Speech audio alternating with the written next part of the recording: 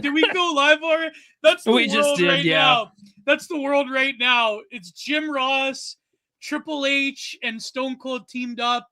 This was like what 1999, and they're just beating the hell out of the Hardy Boys and Lita. And JR's going, "This is damn sure sick. What the hell can we do about it?" It's like nothing. You can do nothing. That's the world today. This is damn sure sick. What the hell can we do about it? Oh man. Oh.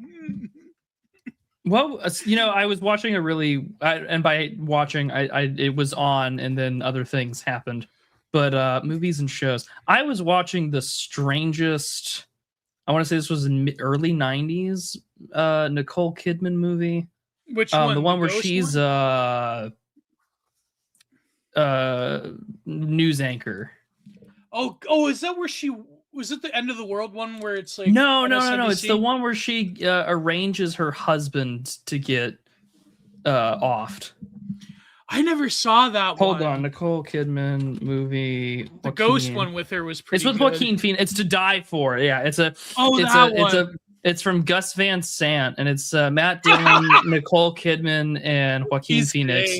And Nicole Kidman plays as this like weather girl who's a downright psychopath, where she basically grooms Joaquin Phoenix and some other like high schoolers when he was a twink in the mid-90s. Oh yeah. I was like, oh, I understand now. Like, I understand why you quit Hollywood for like 15 when he was years. 8mm. yeah, I was like, oh my gosh, like he, like twink death has not been good to Joaquin Phoenix. But no, it's been that's a wild thing to say in the first 90 seconds of the show.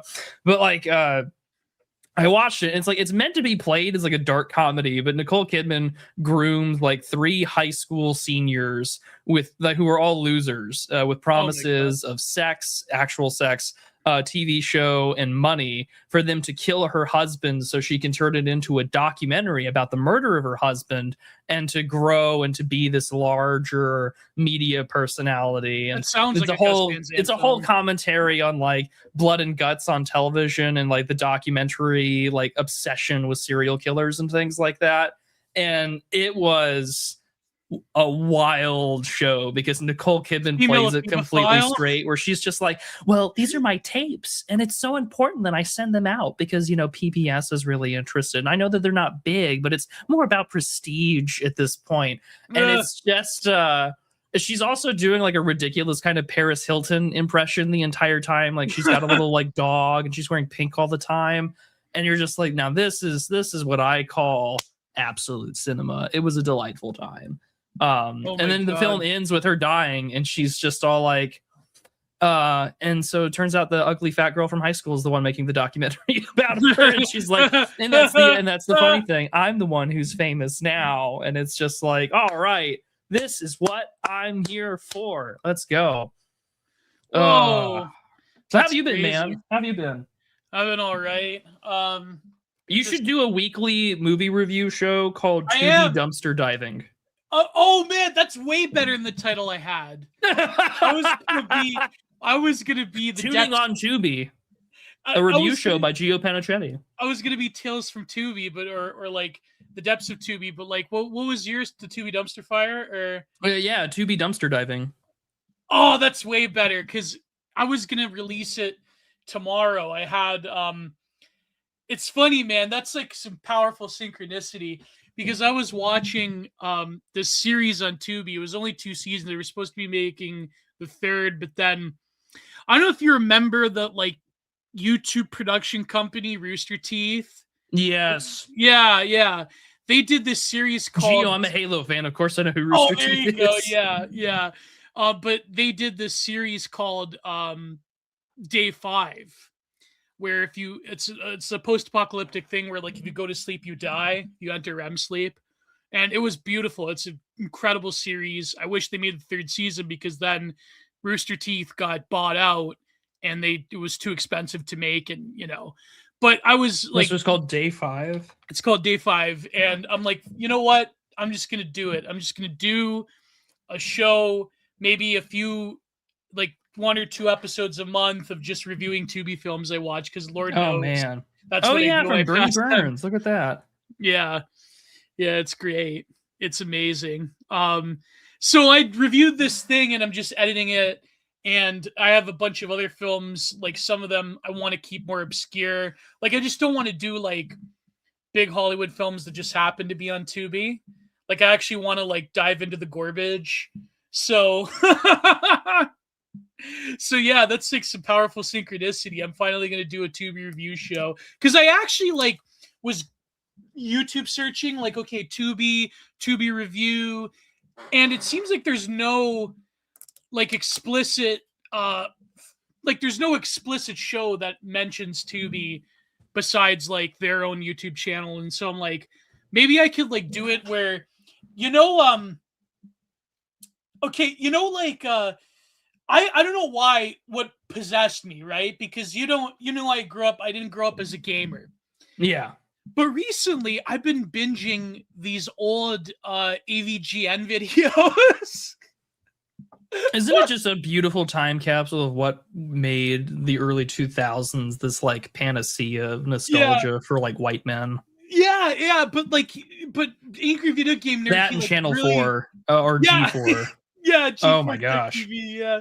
No, but like he really makes it like the way like he breaks down these, what's the phrase? I tweeted out about the data centers today.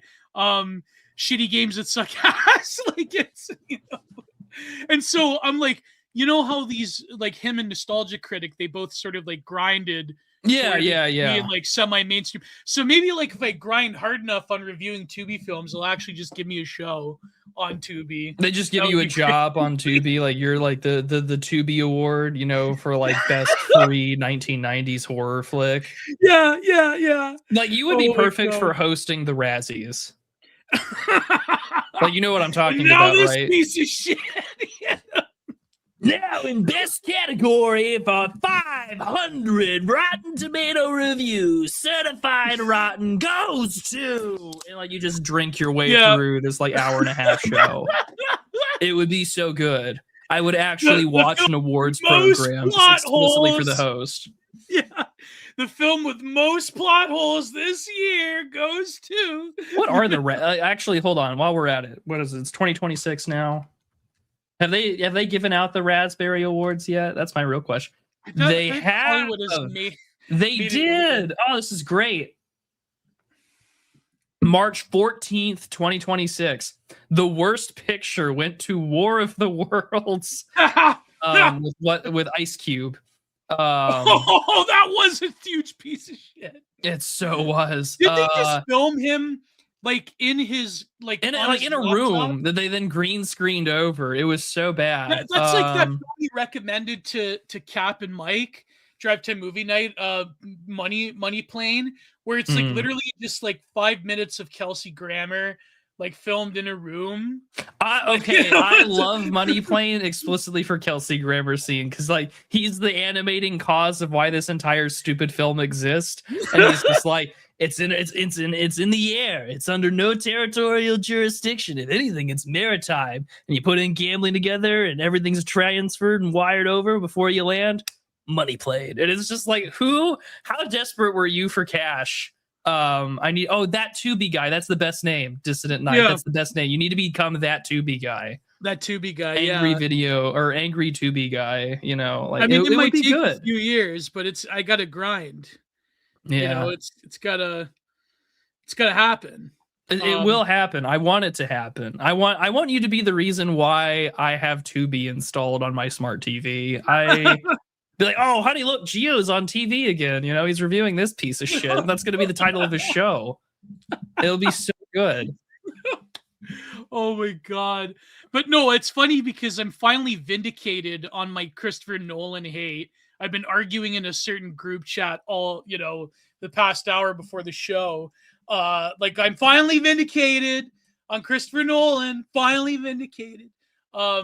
I just assumed with the Odyssey movie that like this is going to be a steaming pile of shit. Well, I just assumed with how things are to get an Academy Award, to even qualify for the Academy Awards, you have to have an X number like DEI or whatever. So like functionally speaking, there can be no period pieces that exist anymore.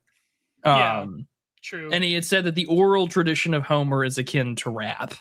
And so, but then why do they have a basketball player? Like, isn't that a racial stereotype? yeah, Why can't you just have a rapper? Just have fucking. I want Nolan to be making this steaming pile of garbage like it's The Producers, where he's deliberately trying to bomb it, but because America is so functionally just diversified that it makes money. Like, I want this to be the film that like becomes like the heralding course of Black America. Maybe I want Amanda Gorman to write a beautiful penned review in the New Yorker about this film.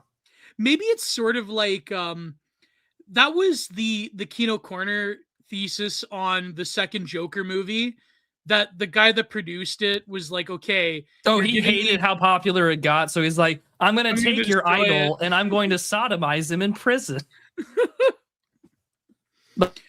That was $200 million of I'm going to take my toys and go home. Exactly. You never know. Maybe Christopher Nolan does have a trick up his sleeve. I mean, I'm skeptical.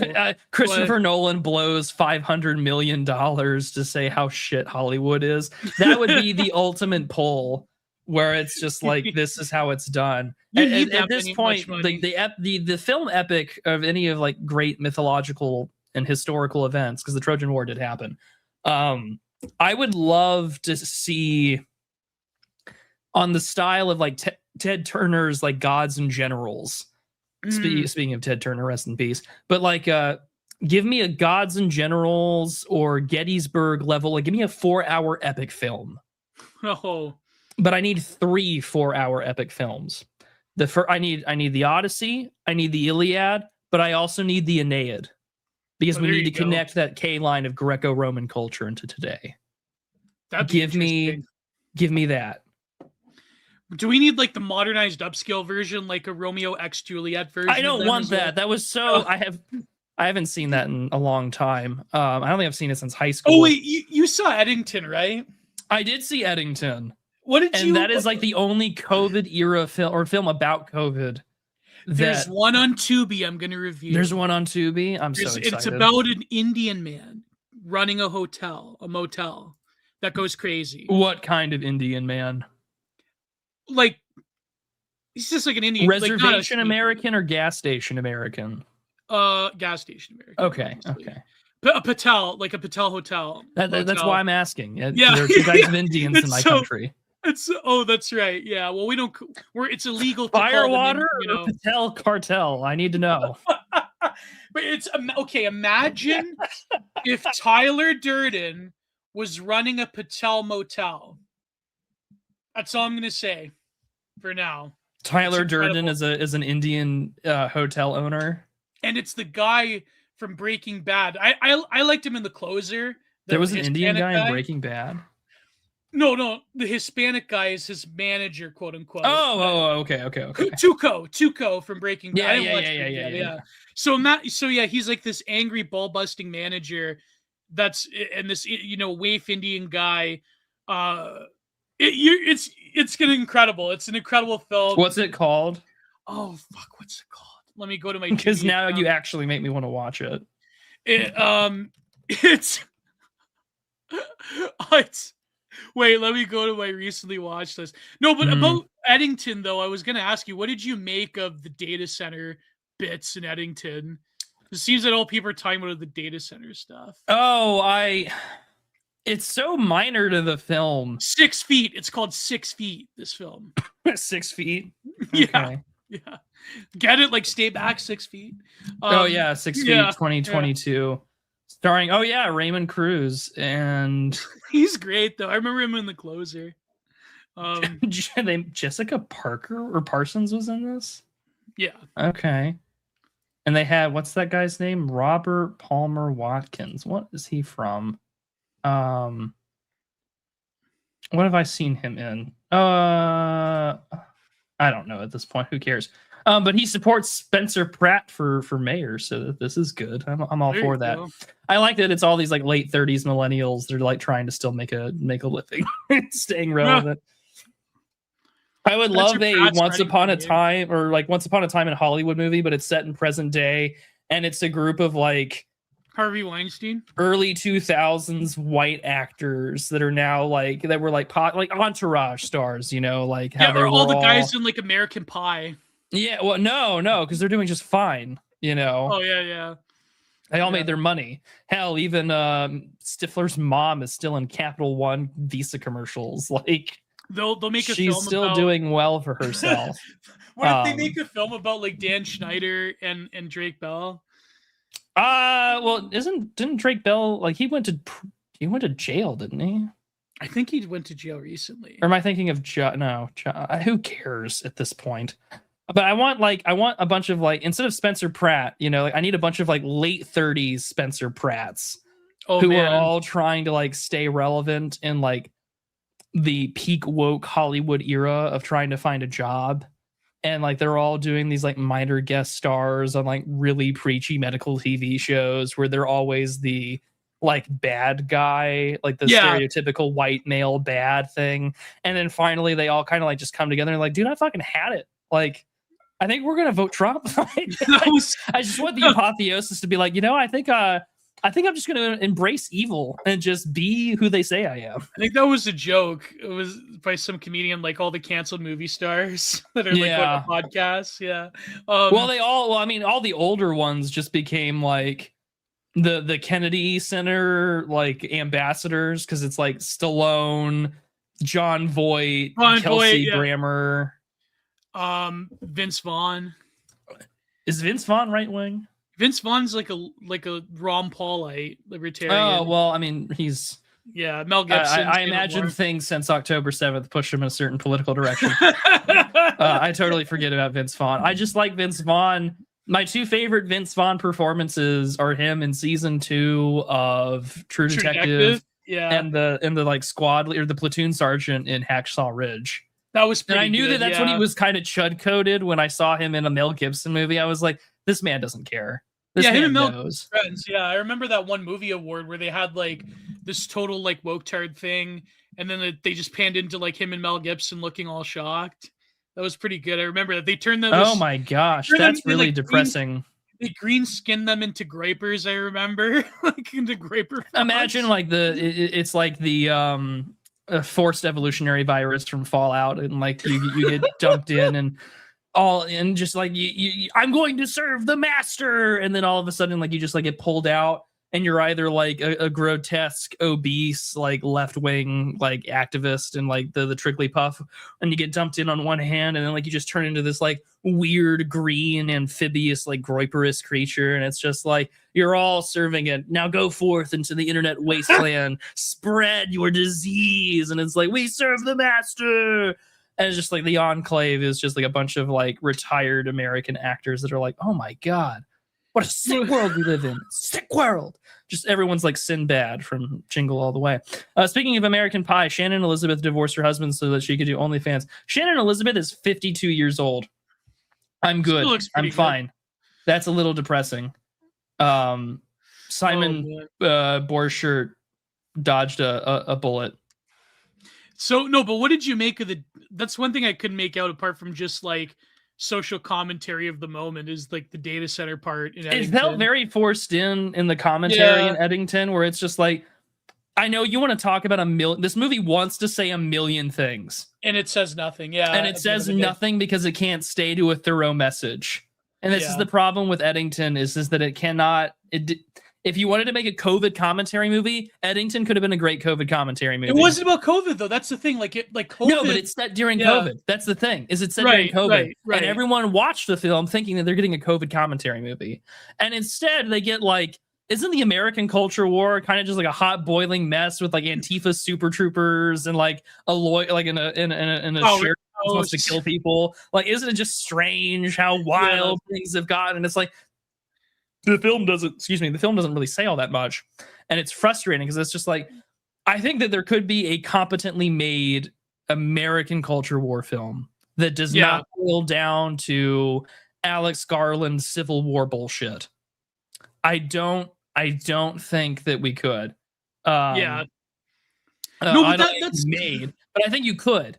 I think you can make a very competent, well-articulated, and even based in reactionary, interpretation of like the right-wing understanding of American culture war. Whereas like Eddington, all these other films that try and do it, like I'm not a boomer whisperer, I'm not a primetime television watcher, but like if you all were to take like 2 seconds of your time and go like to Wade Stotts' channel, he has this video breaking down what like network television looks like right now. And I think he says like network TV lives in alternate reality where it's just like there's 911 and like the crew chief is a black lesbian who somehow gets into like her not Jeff Bezos, space dragon rocket, and there's a fire and she's got to solve everything. And this is after like the white male lead died canonically in the show and all this other stuff. And it's just like, who is this for? But like then you inhabit their world and it's just like, this is Kamala Harris's America and they can choose to exist in this world because no one watches their shit anyway, except, Gen X and older. And it's like, who is this for? Also, the only version of a Civil War film that doesn't suck, by the way, is the HBO black comedy, The Second American Civil War. And it's about immigration and it calls it perfectly. It's great. It's a delightful black comedy that you should all watch. Oh man. No, but I was gonna say, like, it seems I remember watching Eddington and it seems like halfway, like not even halfway through, they're like, oh fuck, thank God we don't have to talk about COVID anymore. And like not even like Pedro Pascal's character is like wearing the mask anymore. It's like it just totally wasn't about COVID at that point.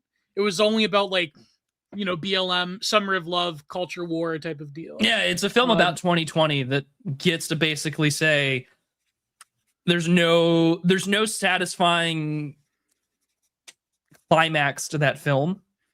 Yeah. Much in the same way in real life there has been no satisfying climax to the culture war. Yeah, pretty much. And so in that sense, I think maybe he did it pretty good. Yeah, actually, the director's like, there's no real answer. People are gonna die, and it's just like, wow, that's just like real life. Like, thank you for shining a mirror on this like ugly dystopian country that I live in right now. I was actually expecting it to be like worse than it was. In this, like, it was actually, I think, good that I quite enjoyed it upon first viewing. Yeah, like I think the fact that it landed on an operatic note was kind of good. In the sense that, like, of course, like I remember like all the typical like, liberal film reviewers are like they hated it because even like the slightest criticism of them during COVID and during like the summer of Floyd was wrong and bad. But I think like, it was good. A well-to-do Hollywood person who believes in every progressive piety. If you were in California during the COVID lockdown stuff, you lived in hell on earth. Yeah, exactly. Especially in the city of Los Angeles. In Canada equivalent of it. Yeah, like there were, I mean, New Mexico was also pretty bad from what I've been told from friends who lived there. Like people left the state once the lockdown stuff happened in New Mexico. Like a friend of mine, she was like, yeah, I just packed my shit and left because I was not going to stay at home and deal with all this cop nonsense. And then of course, like if you do live in a big city, like what isn't going to stop you from some progressive ne'er-do-well from calling the cops on you, like that did happen. We saw this all happen. And I think that for a lot, and I mean, it's kind of funny to watch Eddington now. We should review it. Like we should do an episode on it because it's 2026 and so many people want to memory hole COVID. Yeah. Like so many people want to memory hole 2020 and 2021. Like you will die a lonely, cold death this winter. The winter of death. Remember that? The winter of death. And then, all the rioting. And it's like, actually, when you riot, you don't spread disease. And it's like, oh my, like this, it was the complete constantly destruction moving. That's why. Of the American, and I said this on Tate Brown's show because we were talking about the whole hantavirus stuff last week. Oh, yeah. Oh, I should probably let people know. Yeah, I was on Tate Brown over on Timcast. I should probably share that on the community tab. I was sick as a dog, but he still let me come on and talk for a little bit, which I appreciate. But yeah, I was like the one thing that it came really out of COVID. I was like, well, out of so many things that come out of 2020s, but like, and it's also crazy. It's 2026. Like we're near the end of the decade. That's kind of crazy. But I know time keeps rolling. But the thing was that I said is like the COVID destroyed the near papal infallibility levels of public trust the American medical institutions had, which they do not deserve. I mean, the Yeah. American medical infrastructure and the like doctorate priestly class that Americans have or had is totally unwarranted and undeserved. Like the AMA has done a lot of things wrong in the past, in the 20th century and in the early 21st. And so we witnessed everything play out. And now I'm watching the UN go crazy over this hantavirus stuff. And it's just like, no one believes you. And like the really depressing thing is like, let's say they're right, for instance. Let's just say that like hantavirus does turn into this like mean, nasty, actually can kill you kind of deal. Mm-hmm. No one believes you. Yeah. It's the Chicken Little or the boy cried wolf situation. It's just like, no one is going to believe you. I'm not going to believe you. And I'm going to live my life the way that I have been, for better or for worse. And it's just like, it's the same thing with like the COVID stuff too. Like after my transplant, I had like 3 different nephrologists tell me like, you should get the vaccine. You should get the vaccine. You should, yeah, da, da, da, da. And I'm just like, I'm under 30. And like, yes, I know I'm immunosuppressed, but like, I'm also concerned about heart issues. And so it was like, also, I don't know what's really in this thing. And I don't think you're capable of giving me informed consent. And it's like, I'm not an idiot. And you can read these things. And like Eugipius was getting really popular at the time. And it's just like, I don't want to sound like those crunchy, you know, kind of like, I burn sage and my name is Paige and I go to Coachella because I like the vibes. But like, I am turning into one of those people. And that's kind of what led to like Kennedy and this whole like Make America Healthy Again movement. And like, apparently he's about to like really start going ham on SSRIs. And I saw a tweet saying like, if RFK Jr. commits to like the FOIA cost, he's the greatest American bureaucrat ever. Oh my God. And I was like, oh, that's such a gorgeous tweet that I can't share. Oh my God. No, but that's the thing though. If I you know, the problem is like, I don't know. It's a weird thing where they're kind of like the wrong people, like the right cause, but the wrong people to do it, in the sense that it's immediately going to become like a hyper partisan thing. Oh yeah. Like, when it comes to, for example, the issue as if it isn't already now. Yeah, like the issue of like mass prescriptions of like the sort of like mass proliferation of SSRIs for people that don't have demonstrable clinical depression and other issues that are, you know, beyond the scope of just normal therapeutic intervention. I think like that's obviously a real issue, and we could see the damaging effects of overprescription. But I think like even just to frame it like, you know, they're gonna ban, like it's kind of like the same language of like it's the same language of like the pro-choice thing of like they're just going to ban abortion and they're going to force women to blah blah blah. It's going to be like Gilead. Yeah, like the language of forced birth that came out of the Dobbs decision. It's just like, for starters, only like half the country has laws in place that are going to explicitly, like this was a thing at when the Dobbs case was being heard. It was like, well, there are these sunset laws where it's just like if America were to like ban XYZ, then like all of a sudden we're not going to have you know, like 26 states or whatever will just instantly ban abortion, period, regardless of whatever. And I mean, I think it only didn't, even out of the 24 states that they were worried about, I think it only affects like 16 tops or something like that. Like it's not a massive number. And then even then, right, like on top of all that, you have numerous states where it's like, actually, we've expanded it and now you can have it even up to birth and after birth. And so it's just become a weird polarizing effect. Just returned to pre-1973.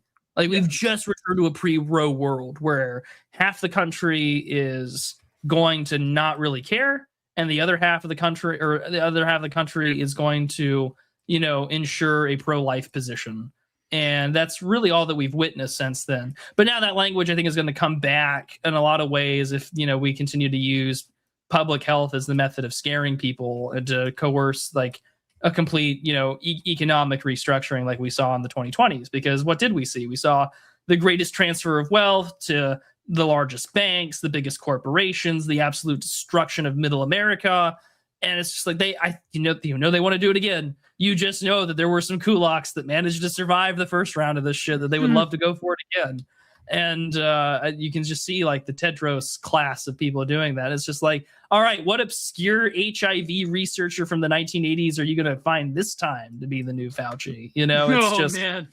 And again, thank God for the Sallow Forum, because like that's when I discovered who Fauci really was. And then, you know, Trump is like, this is Dr. Anthony Fauci and Deborah Birx, the National Institutes of Health. And it's just like, hey, that's the AIDS guy. We're in real trouble. It's over. You know? It's over. That's the AIDS guy. What am I going to do now? And so I don't know. And then on top of all this, like you mentioned the data center thing. It's just like, well, no, both the SSRIs, it's the language that they're using. It's like they're gonna like ban all of them, and you're gonna have to go to like a Texas Fire They're Club. not gonna ban all of them. I think they're not. Obviously, I think that they are far too accessible, and I think that's I think everyone and their mother can kind of look at that and be like, yeah, that's true. But that's what I mean, like the overprescription and like the way that they are overprescribed. Pharma companies make the huge amounts of money on just canning them out like candy. Like that used to be like a pretty solid like left liberal thing about having more oversight into the prescription of these types of drugs, whether it be SSRIs. Oh yeah. Antipsychotics. It used to be a big liberal talking point about opioids, even before it became like a really like the therapeutic industrial complex. Exactly. You know, like we live in a very like therapeutic, like we do live in a therapeutic state. Yeah. But now, I mean, it's also supported openly with medication. Even our games must be therapeutic. Like, what's the stupid one people are talking about? Oh my God. We're going to get to mixtape. People wanted us to talk about, but you mentioned about the data center thing. Because you and I were talking about it before the show, and you and I had spent like a good 2 or 3 hours. But Gio, if China about it on my Telegram, private chat that I have. But Gio, if China did it, then you'd say that Gloria Xi Ping is in the right move to defeat the Satanic West. And you agreed. Whether you were being ironic or not, you agreed. I was only joking. I was only being half ironic. He's only being half ironic because irony is veiled sincerity, and this man has opinions. My God. But you were saying about the data centers. So no, like I just know, but my premise was that I think that I use the term light switch brain. In the sense that, like, okay, just because the libs don't like it doesn't mean that there isn't serious problems with just turning all of the economy and all of, like, available land to terraform into, like, one giant data center, Theolite dream. Like, I think, my chief concern with data center production is, are we treating this like sports stadiums? Yeah. How many Gibbs am I giving to a megacorp to go build in America? Because, for instance, if you want to remember, I want to maybe 10 years ago, 15, when Amazon was looking for like a new corporate headquarters. Yeah. And you had every city and their mother doing advertisements and writing bids to become, the new Amazon headquarters, or to get like a distribution center in their town that would like radically change the economy. Yeah. And I remember like every major mayor, because even El Paso put a bid, and this is how I remember it, is that even the city of El Paso put a bid, and all the like advertisements kind of ended similarly, where it's like, Alexa, where is the headquarters of like so-and-so, like, distribution or data center or whatever. And then they would get Alexa to say like their city or whatever. Like it was, but like, okay, how much Gibbs am I giving? Because like, I don't want the taxpayer to be overly burdened. Because again, like it's data and it's resource intensive. Yes, it's absolutely going to change how this affects the water supply of various cities. Where are you getting it from? How does this affect the citizens? And also, what is this going to do to property tax rates? Because all of a sudden, you're going to radically, gentrify your own community. And it's like, that's kind of inevitable when there's economic growth, right? Like I'm not, like that's part of the game, right? Things do get priced out. Things do get more expensive. And you can either, you can be a good public citizen and, make sure that you're putting the proper response or the attitude on how city council is going to respond so it doesn't screw over the people that already live there. I think a lot of those conversations get missed. And also, these are things that have kind of been set in stone for the last couple of years. So, for instance, I know Meta, Facebook, is opening a new data center, and I want to say it's like Raysville, Raysville Parish, Louisiana. And that's not really going to break ground until 2029, 2030. And then maybe it'll be done by 31. But at the same time, you're also going to have to build a massive amounts of power plants to accommodate for this. Well, now, water systems as well. Well, water systems, like all of this is going to have to be put in place. The insulation, the water systems, in things like that. And so, like, these aren't going away just because, you know, we talk about them on the timeline. Like, these plans have been made or been put into place for at least 3 to 4 years about where they're going to break ground and where their location's going to be. And on top of this, almost every like Entergy power plant is also going to, you know, see massive modernizations and renovations. A lot of them are also going to add, you know, expansions. They're going to look at their new Herzig systems for their turbines, with steam and things like that. And so, like, okay, everyone is beginning to prepare for this total big data wave center of data centers. Like, it's and also it's not like we're not going to see more AI be used and incorporated in our shopping with like AWS and things like that. Like, these things aren't going away. So yes, like, there is valid concern about how should we respond to them. I wholeheartely agree with that. But also, it's just going to be, you know, what are we doing to make sure we're not getting screwed? Like, that's my biggest, my chiefest complaint above all of this, is that I don't want these things to be treated like sports stadiums, and I don't want them screwing over, you know, the tax burden on American citizens. Because let's face it, like, Meta can pay a lot of can do that. And I know that sounds very, you know, maybe I'm a progressive on taxes on certain tech companies, but it's like, come on, guys! Like, the amount of power that you wield in this country is obscene. Yeah. No, but that's again, that's what I mean. And then there is like a real substantial environmental concern as well. Like, I mean, I don't know if it's true. Like, you know, like people in the left, it sort of just depends on where they're going to be put, or if they're going to use existing infrastructure. I don't know, but then they're like, because you can put like a lot of even outside of just like even if you're not talking about data centers, like even the conversation about reindustrialization, there are a lot of older industrial sites and hub zones that you really could sort of turn into, you know, places for small shop or small machine equipment. Like, where I work out of an old building that's like over, I want to say like a century old. It's from the 1920s. And it used to be like a shopping center. And now it holds a factory. You know, it's just like these kind of modifications would be very good to retrofit the Rust Belt and like these old economic centers of commerce for that. But again, a lot of these conversations that we end up having are conversations that were had like 4 or 5 years ago. And I think now that things are being openly discussed in city councils, the Twitter discourse is caught up, which is fine, right? Like, it's good to talk about it, but also like, excuse me, there's so much about this that like the average person isn't going to be informed about, you know. Like, I have a little bit of background about like NEPA reviews, which is just the National Environmental Policy Act of 67, 68.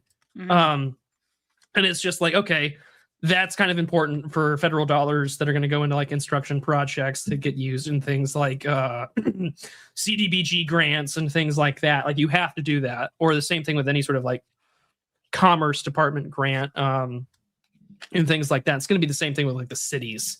They're going to do that too. They're going to request their own environmental reviews, and that's not going to go away anytime soon.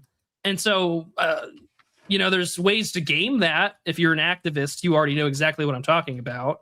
There are a lot of ways in which you can always game the system. Like, for instance, like in Oklahoma, if you want to make sure your project passes like an archaeological or a historical society review, you always have to make sure that the archaeologist you hire is not a Native American, not an Indian.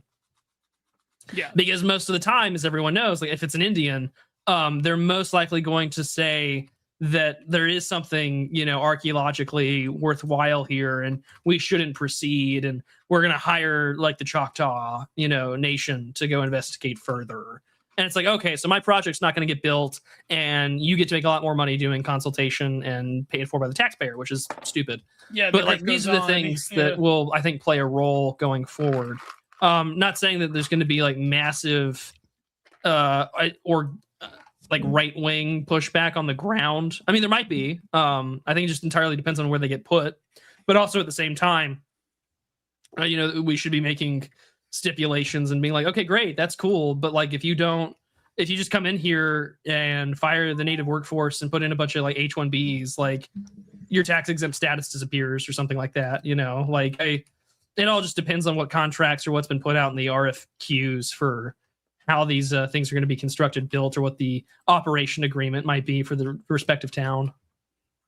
Yeah. But I just think that the knee-jerk like support, and who knows if there's some kind of nefarious thing going on there where it's like, well, we have to be pro data center because like the libs think that data centers like, redact black people. Yeah, I was about to say, like every time for like the last 6 months, I've seen some like AI clip go viral on Twitter. There's always like, the Das Right Queen kind of like profile picture underneath saying like, this kills black people. And it's just like, do we have like proof?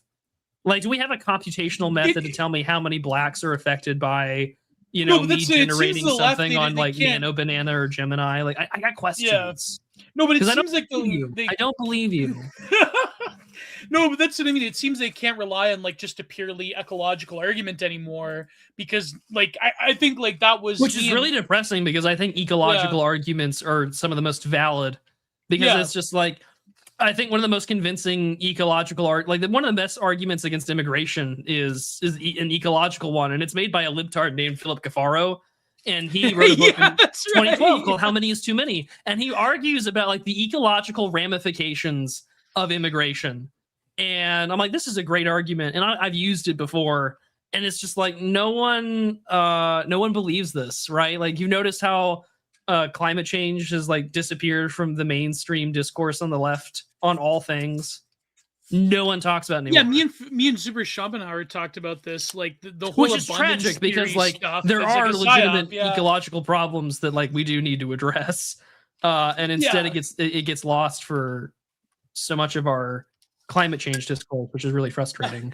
That's what I mean. Like it's sort of like they've discovered the whole, Marxism has to reify capitalism, but we can also like tech our way out of it. Like that's essentially what the abundance theory people are, that's everyone, the argument that we can just tech our way out of it. A lot of left wingers have been crapping on abundance. It's like, guys, I think they won rhetorically because none of you were talking about the issues anymore. Yeah. No, and I think that's the way that in Western politics has sort of always worked out, where the minority of issues that play to, and again, I think, okay, when I say this, keep in mind, I vehemently disagree with people like Hanania and Kothnis that talk about, well, you just have to appeal to elite interests and that's how you're going to win. Because I think when you do appeal to the current crop of elite interests, you're not going to win, actually. You're going to just have an endless series of humiliations and despairs at the death of your civilization because their interests are alien to yours. And so it seems that in like Western politics as a whole, there are, this is basically Theory 101, like there are elite interests and there are parties or coalitions or, should I say factions within political coalitions that are demarcated factions with varying, political philosophies and formulas on how things should run. Right. That are demarcated within, like, let's just say the left and the right as a meaningful term, even though, like, a lot of these distinctions are sort of disintegrating. But let's say for, as a quick heuristic, right? So the political coalitions that are, like, the most unpopular, they tend to be the ones that are given the most voice within the sort of officialized megastructures of, like, party politics. Like, okay, I'm in Canada, so it's different, but, like, a little bit. But let's say America, for argument's sake, right? Because most of our audience is America. Yeah, or at least Anglosphere countries. Yeah, Anglosphere countries, yeah. So, like, say the Democrats apart from like I shall say though, they've had to open their eyes on the anti-Zionist thing since October 7th and the war. But I think that October 7th fundamentally shifted the American coalitions to a point where it's just unpopular, like for most normal people. Well, unpopular, yes, but it's like forced. How do I say this without sounding like incredibly? It is forced like American Jewry as a political coalition in the United States into a really awkward position. To where you are supporting a coalition and a political party that feeds you lip service for weird dispensationalist religious reasons. Yeah. And also because, neoconservatism is not as popular as it once was. Well, and the more like secular ones that are even that are ardently progressive feel incredibly isolated or social, like, just socially, like, what do I do with this? Like, well, like even people were talking about like the Robert Kagan piece recently, like that is, he's a more secular neocon, and he's sort of very uncomfortable with, I mean, he's not against the war. I mean, obviously he's a charlatan, but like, he's uncomfortable with the way things are going, and it's actually like quite a revealing piece. Like, listen, you have to read people like him. You have to read people like Zbigniew Brzezinski. You have to like read evil people and see what they actually think, because they're actually they're not always just like trying to pull the wool over your eyes. They'll actually will say some truth in their writings here and there, because they assume that dumb people aren't going to read them anyways. But no, my point being is that the coalitions, like let's say in the political left or the officialized Democrat Party, now the abundance theory people are incredibly unpopular because it's basically just unironic neoliberalism, right? Yes. It's like tech abundance, like technology and social planning by smart people can alleviate all problems, but that goes against a lot of political theory. My heckin' wholesome technocracy. Yeah, exactly. Yeah, the technocracy with the human face. But like that goes against a lot of leftist political theory. And then you even have people like bread tubers getting eaten alive, like that fucking ContraPoints, who's a total snake. So okay, but then the thing is though, there's another scene that's effectively dead. Yeah, but the thing is though, up until recently, they've also been like, they haven't been willing to like, they suppress the anti-Zionism angle, and when it comes to like foreign policy, and like these are the same people that murdered the anti-globalization movement on the political left in the end of the 1990s and the early 2000s. But the thing is though, they're the most unpopular, but they're given voice by the party, because that is the interests of elites within the Democrat Party, similar to in the right-wing sphere, quote unquote, the conservative sphere. What gets the most amount of prestige and tolerance in terms of actually forming political coalitions, let's say within the Republican Party? It's like, like rich people libertarianism, not like Ron Paul, but like rich people libertarianism, tax cuts bullshit, neoconservatism, things that are incredibly unpopular to the average like Groyper or like, I would just say the average Republican voter. Yeah, like apart from like millennials that are getting old, that are like, doing this like heel that are turn, trying to code switch into professional Republican managerial class. Yeah. But the vast majority of the younger people that voted Republican, but also, I mean, like on that point though, not to interrupt, like the American electorate is still overwhelmingly boomer. Right. I mean, that is dying day by day. Right. But the American electorate, outside of those voting for Democrats, is outstandingly old, like Gen X and older. Yeah, true. And I think that this is sort of the weird thing with like the coalition building, because like it's the same thing that you. Oh my gosh, hold on. Oh, this is like an episode of Banana House. Yeah, it sure is. Sorry, I'm trying not to be that fat guy. But I'm still not. We have a fat guy at home. We do have a fat guy coughing at home, except I'm not the fat guy coughing at home. I am coughing at home. But basically, when it comes to the way that these organizations, like for example, here's a better example. It's also the concentration of where the money is, right? It's disproportionately older. Exactly, and when we listen to boomers, like we saw that disgusting clip of that investor today where he's like, if I see a company that gets like an Indian CEO, I invest and I make money. And it's just like, oh, so like you're literally Hitler, like you're literally Satan. I'm going to destroy you. Like this is like my liberal brain is just like, what if we just like ended this guy? Like it's just terrible. But that's what like deep ecology mixed with a lot of like grassroots like okay, the race thing is a different issue. Like obviously like a lot of the like quote unquote like left liberal, like radical liberal politics is different because that has a very broad support apart from people that are, let's say, a lot of people that are like old school socialists or sure, yeah, like Chapo people like on the political left that they're like, okay, what if we run in 2028? But that lost to left-wing minority racial grievance lost politics. To the squad, right? It lost to the left-wing race card. Yeah, and the same way in the political right, the meme goes, like if you are not a white liberal and you are part of the Democratic coalition that is non-white, which has been the overwhelming amount of the Democratic coalition, because like since Jimmy Carter, the Democratic Party has not won a majority of the white vote since then.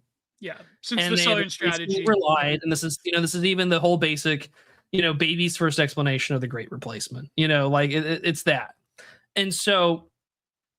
But if you are a white liberal, and there are a lot of white liberals out there, let's not kid, right? No, they've had got some like who's that one guy that won recently, Graham Plantner.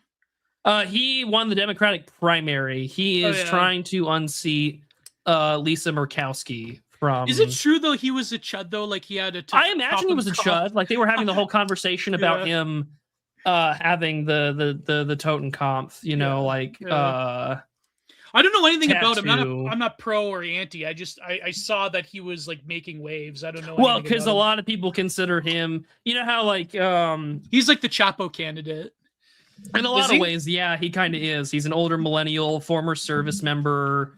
Like he could be that kind of representation. Like if the dirtbag left had an emasculated white male candidate, it would be Graham Planter. That's a very good comparison. Is he like the Hicklid candidate? He is kind of. Well, he's running in Alaska, if memory serves. So he's definitely. Oh, geez, it's either Alaska or New Hampshire. Yeah. And they're like, this November we're gonna put an honest to God oyster farmer in there, and it's just like, yeah, but you guys hate him. Like this was the thing about the Chapo era of politics, where it was they just really hate this Graham Planter guy. Yeah, they fucking hate him. Yeah, they really hate him. And it was also just like, the white progressive that has. That was like had a very idealistic future for the country in mind, where they were like, we are the last believers and like we just want to be good people. They say this, although it's all incredibly performative, because like if Chapo still had any relevance today, the jokes about Charlie Kirk would be all over the news right now. But they do nothing and they still make hundreds of thousands of dollars on Patreon every month. Like it's insane. But my point is that like.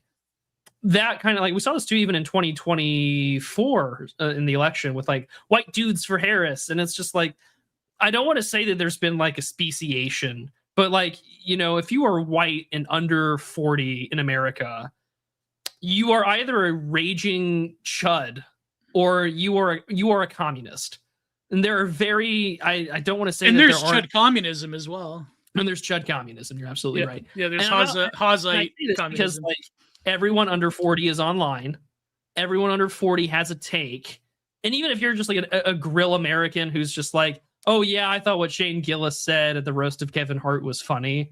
It's just like, okay, cool. You are still now very much a political actor, whether you want to admit that or not. That's just the way things are.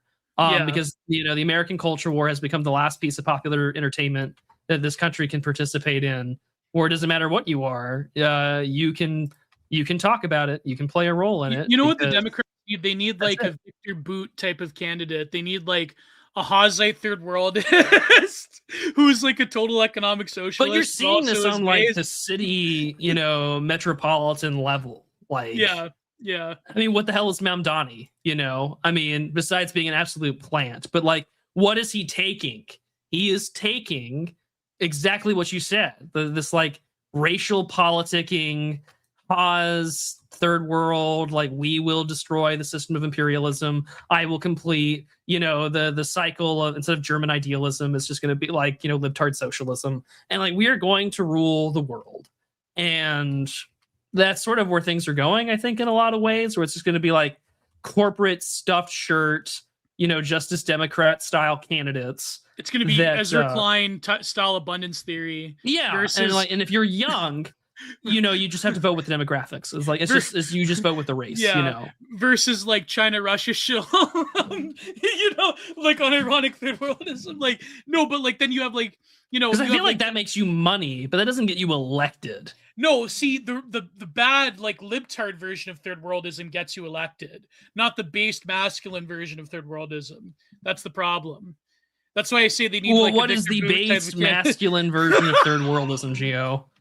Never mind. No, I'm going to look at you like Lothrop Stoddard looks at the South, and just. I'm just. What does that look like, Gio? I've got. Questions. Socialism in America actually had a long tradition of like people having problematic opinions, like Huey Long. So that's what I mean. I'm familiar with Eugene Debs' writing. Yes. No, but that's what I mean. Like it's like you have. I think my whole point is that you have to think outside of like the party politics system, in the sense that the people that are going to be given a greater voice are ones that do have elite interests. And even like on the political right, like you have this like huge neocon temptation there, where the allure of like being part of like accepted in the system and being like on Fox News and blah blah blah, like that's a huge thing. And I just don't I think in Canada, for example, it's even more interesting in the sense of like the Liberals have embraced their long held tradition of being technocrats and being Machiavellians, and paying lip service to things that you wouldn't think during the Trudeau years that they were going to. Not that they're serious on it, but then you have like the Conservatives who are like they don't believe in anything. They really don't believe in anything besides like maybe tax cuts or whatever. You can't really name like one thing that these people honestly care about. And that's a huge problem. Whereas I think in America, it's different. Yeah, that is a consequence of like the parliamentary system. Like, yeah, you're not required to have a thought in your head as to what your position is for, other than just being like the standing opposition party. Whereas like in America, yes, there's the Republican Party, but like, I mean, even like neoliberal journals like The Economist will tell you like, the Republican Party is so wide in faction that like if it were a parliamentary system, it would be like 3 parties in a coalition. Yeah. But I mean, in the Republican Party, they've had to do things differently. They've had to like I say, like the neoconservatism thing is like rearing its ugly head again. And I think even it's been rearing its ugly head since October 7th. Like, I mean, if there was ever going to be a moment where it could reinvent itself, it was then. And I mean, I said this on Oren McIntyre's show, literally when, Chris Rufo was getting famous with the Claudine Gay thing. I said, really, this is just going to turn into anti-woke neoconservatism. Pretty much, yeah.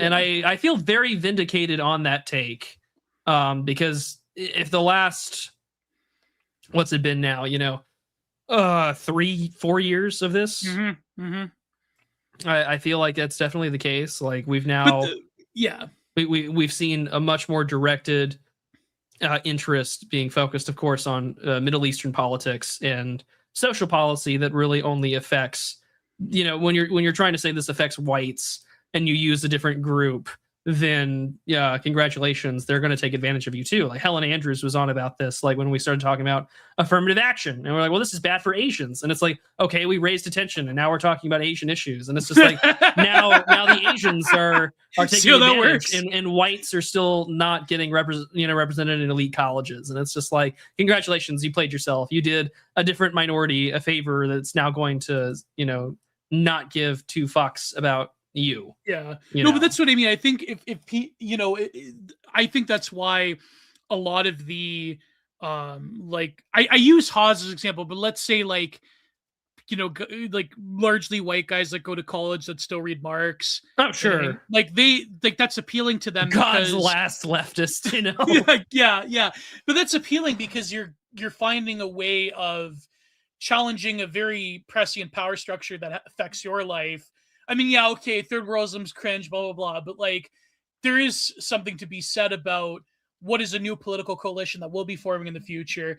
And the fact that like these old school neocons like John Bolton and Robert Kagan are like so openly talking about, oh man, this whole thing is going really bad.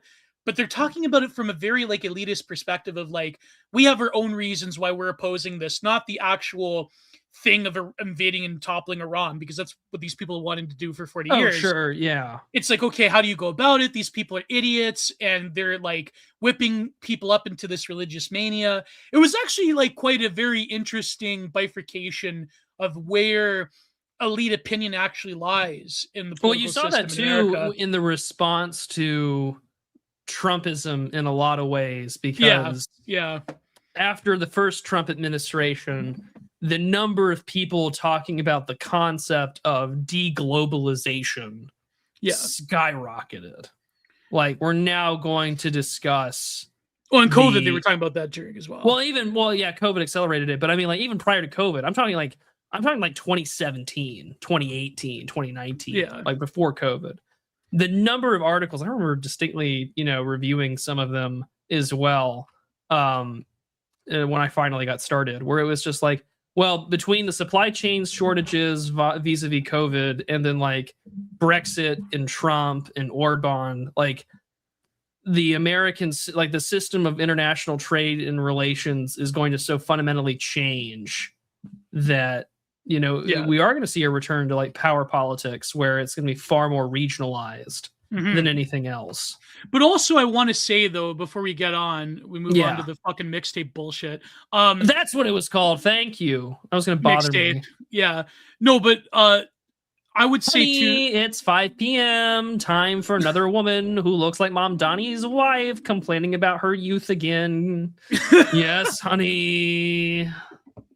Oh man, it's time to talk about how your childhood was stolen from you, and because you're insecure because you don't belong here, we're gonna blame the white guy again. Yes, honey. I don't know if is it that though, or I didn't detect it's that just from slop. No, it's we're gonna run to a licensed soundtrack that you can't stream, and we're gonna give it so many awards because it's so good. It makes you feel like you're young again. No, you're 37. It's over. Someone said it was a simulation of like what people that grew up with the no friends or no life thought having friends and having a life was, and I'm like, oh my god, that's enjoy your walking simulator with a licensed soundtrack that makes you feel like you're in a movie, or that you're on an episode of Dawson's Creek or running through the woods. I liked how thank you, not Grim. You're 47. I liked how they had Lush. How old is the oldest millennial now, so I can be age 40, appropriate? Yeah. Also, before I go any further, there is a new super chat alternative that I have pinned in the chat. Someone has already sent one. Thank you, Seneca. I greatly appreciate it. Thank you. So we have one that works. I'm just letting you know. The eldest millennial is 45. There we go. Whoa. My favorite part was they had, and it's over.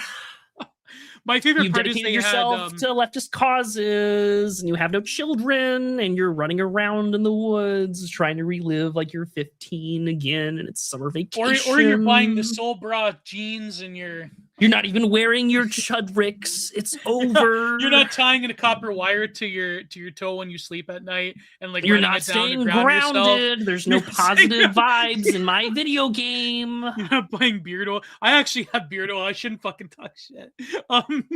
No, but I was gonna say I like how they included Lush and Silverchair. But anyways, no, I was gonna say what I noticed is what people were talking about is that I don't want to absolve. Like, I think the typical move that I see is people immediately want to absolve Trump of blame, and I would never want to. Like, let's be real here. He really fucked up. Like, that's my opinion. I'm not hiding it. That's what I. Are we talking about the Iran war? The Iran war, yeah. And so I don't want to absolve him of blame. I think that you kind of, if you were going to do this, he should have done this the first go when they did all the bombing. Like, they should have just said, hey, we're doing this and we're done. And now, because like, I mean, a lot of I don't want to say that this was all kayfabe, but like the first go around, like it was very open and kind of clear that like there's a lot of conversations happening in the background where like you're announcing when you're doing your strikes and things like that. It's like, okay, right. Now this has been more of a, we have fundamentally wrecked international markets. Yeah. And like the one small positive is like India has a problem with fuel, but also so does America, because it's just like we just injected a whole bunch from the Strategic Petroleum Reserve, which, if memory serves, we did not spend any time refilling after Biden, which Biden emptied it to record level of lows. And it was hammered during COVID, if I recall.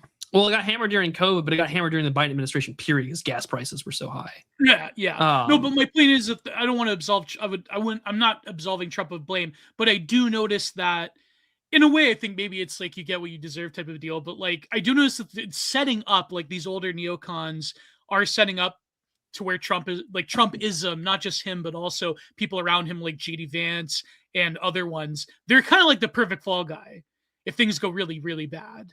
Like, I think that's going to be obviously the strategic move of both the left and the right in terms of like elite opinion. You have like Robert Kagan mentioning Trump over and over and over again, as if that fucking piece of shit, him and Bolton and Gonzalez and Bush W. It's not like they wanted to not invade Iran and conquer those people for 40 I was about to say, it's years. not like we had Barbara Ann parodies about bombing Iran since Madeleine Albright. 2002. Yeah, no, these people are scum, right? But they have an opportunity to basically just pin all of their sins on the sin eater of Trumpism. I think that's probably going to be the move that's going to go forward if things go really, well. Really this bad. Is my okay. So my I don't want to say this is my schizo dark horse theory, but my theory. Rubio? No. Well, Rubio is fundamentally tied to this, because he's the Secretary of State. Yeah. You like, couldn't say no. You can't distance yourself from this. Yeah. You were the top diplomat of the United States of America. You can't distance yourself from this. No, so I think DeSantis runs again. Really? I think DeSantis runs again. He's termed out after Byron Donalds, hopefully wins the election, and it's not like, I mean, I don't even want him to win, but like it's better than the Democratic alternative, obviously. But like it's like, okay, like this is where we're going. This is what's happening. And so I'm just, it'll be interesting to see what happens. But I think there will be an outsider, a governor. I think DeSantis, because he's the most equipped. I think he learned a lot from his last campaign. And he's been basically acting like King of Florida and trying to save the Republican Party from the midterms in 28 with all the redistricting stuff. And so have a lot of other Republican governors. And so I think he runs. I think he runs again. Because it's not like Trump's going to run again. And it's going to be, everyone's going to talk about Rubio v. Vance, and they're already positioning themselves to where it's one or the other. I think that he takes a shot at it. You're right, because Rubio cannot distance himself from this. You're right. You can't. There's no way. There's no way. I think that like there's coming to a point, like on one hand, I would love to see an autistic. They should have just fucking invaded Cuba instead of run. Not that I want them to invade anybody. Cuba's next, everyone. Cuba's next. I would love. So I'm sure some would see it as a potential. I think there are some who probably see working in the Trump administration right now as a potential liability for the future. Yeah. But I mean, I would like to see an autistic right winger basically take, like just have, if you wanted to get rid of. If you're thinking about the future and if Trump wanted to get rid of DeSantis, you'd appoint him to replace Clarence Thomas. Yeah, interesting. Just make him Supreme Court. Is he a lawyer by trade? Yes. Oh, there you go. Does he have persecution? He was also like a former JAG officer. Oh, okay. But does he have history in the court of law though? If memory serves, yeah, hold on, I can just pull his up. He was, because a lot of people, they go from law right to politics. So. He was a congressman. He was in the military. He was in JAG. He went to Yale and Harvard. He was in Congress from 2013 to 2018. That's perfect fucking Supreme Court material right there. I mean, he doesn't have a lot of case law experience, but I mean, I don't think that matters. Well, it wasn't like Alito and even Clarence Thomas. They had huge amounts of case law experience. Well, they all did. And so my point saying is that like Yeah, even if you Ginsburg wanted a right-wing rubber stamp, yeah. I would do that. Yeah, I wouldn't want him in electoral politics. That I would don't. be a good I move. wouldn't either. Yeah, that wouldn't be. No, but that's what I mean. Like, not that I would want them to invade anybody. Obviously, like I'm a total peacenik, but like, I think the smart play would have been to just coast off of the Venezuela thing for a while. That would. But like Guantanamo is still, yeah, it is still part of the American political interest. Mm-hmm. To which I was reading this white paper from some immigrant rights group, and it was just talking about what the Trump administration's been doing. A lot of our deportation flights that we use to send people out to the middle of nowhere, South and Central America, comes through Guantanamo. So we're never closing that bitch. That could be like a fucking, leftist we must professor. Secure Cuba to deport millions more. Like that would be a good argument. That's like a I just don't believe it. State. Like if you were like a leftist professor that went on RT back in like 2010, you could like write that dossier on like the carcerization of immigrants and like Guantanamo Bay and the GWAT thing. Like that's a perfect. I could write that. If I was like a leftward, I could write that paper. You know what I mean? Like it's a perfect through line from GWAT to like the, but anyways, yeah. From what did they call the immigrant detention center in Florida? Camp Alligator? Alligator Alcatraz. Yeah. From Abu Ghraib to Alligator Alcatraz, the carcerization of brown bodies in American foreign policy. Yeah, the paper published by itself. Yale University Press 2025. I could write this paper. My God, isn't the title just perfect, chat? If you were an academic reviewer for my master's thesis, aren't you just gooning to that title for like a week? Yeah. From Abu Ghraib to Alligator Alcatraz, the carcerization of brown bodies in America. Yeah, I'm almost proud of myself for how that came out. I need to take a shower now, but like, yeah, it felt good. That's crazy. The Democrats need like a Victor Boot candidate. Imagine. He's great, man. Have you seen his clips? No, I haven't. I know. I think because of you, he came up on my like people to follow on like the little sidebar thing on Twitter. I'm like, I'm not following this guy. I'm not doing it. It's funny how like even the most notorious gun runner for the Russian state in the world history is like a fucking podcaster. I mean, it makes money. Like if you have any degree of notoriety, it's just like, well, why don't you do it? You see the movement here in the Donbass, and is that what he does? Yeah, he had this video table like, oh, Zelensky's a drug addict. So he's like a Russian boomer. He's like a Russian boomer, third worldist. Yeah. He's talking about the politics of Mali. Like. Well, that's kind of relevant to his line of work. It's exactly like he should know about geopolitics. He fucking sold guns to half the world. He should know. They made a movie about you. They made a movie about him. Nicolas Cage played you. Who was your real life Jared Leto? That's my question. Oh, I wonder. Yeah. Who got killed in Africa? I got questions. I think Victor Boot's probably going to be on the Duran soon, Hooper. That's inevitable. I just feel like, yeah, I'm sorry. That's a podcast crossover that he can talk to Robert Barnes about how screwed America is electorally. You'll see the great Satan overextend itself. I just, there is a non-zero chance that Dr. Nima Parvini will talk to Victor Boot. There was someone was playing that guy from the Donbass back in 2014, where he's like, we're gonna get these Masonic Nazis, and saw that. Yeah, someone said you have to realize in 2014 in the Donbass, 4chan ideologies were fighting each other. Like weird 4chan ideology. Imagine Escape from Tarkov, but it's just various channels of B and Pol fighting each other. Schizo posting, yeah, trying to dome each other. Yeah, isn't that depressing? And they all killed each other. Yeah, it's true. And no real meaningful change came out of it. Oh my God. Even the president of Russia has said that, like, I think that we're probably going to see an end of the war soon. Yeah. Hopefully. And I mean, like, due to overwhelming, and also, I mean, credit to the Ukrainians where it's due, but like, I mean, they held their own a lot more than I think anyone was expecting.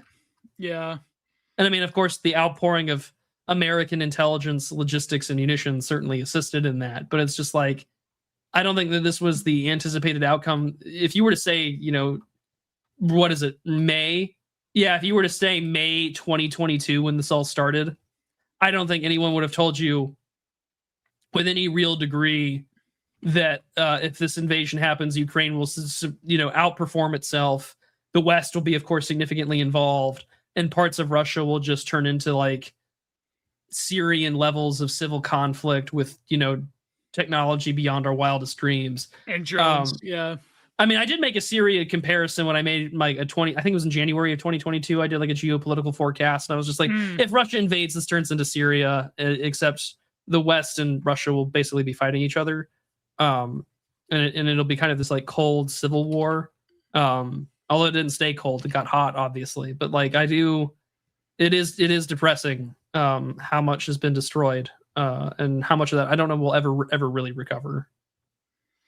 No. I mean, obviously, a lot of people in Russia are going to be pissed that they didn't take Odessa, but you know, well, we're not even at the negotiating table. I mean, God only knows. I mean, this is the thing about all these offenses on both sides. It's been, how can I press the advantage to get to the negotiating table? Yeah. And so far, there hasn't been much luck on that front on either side.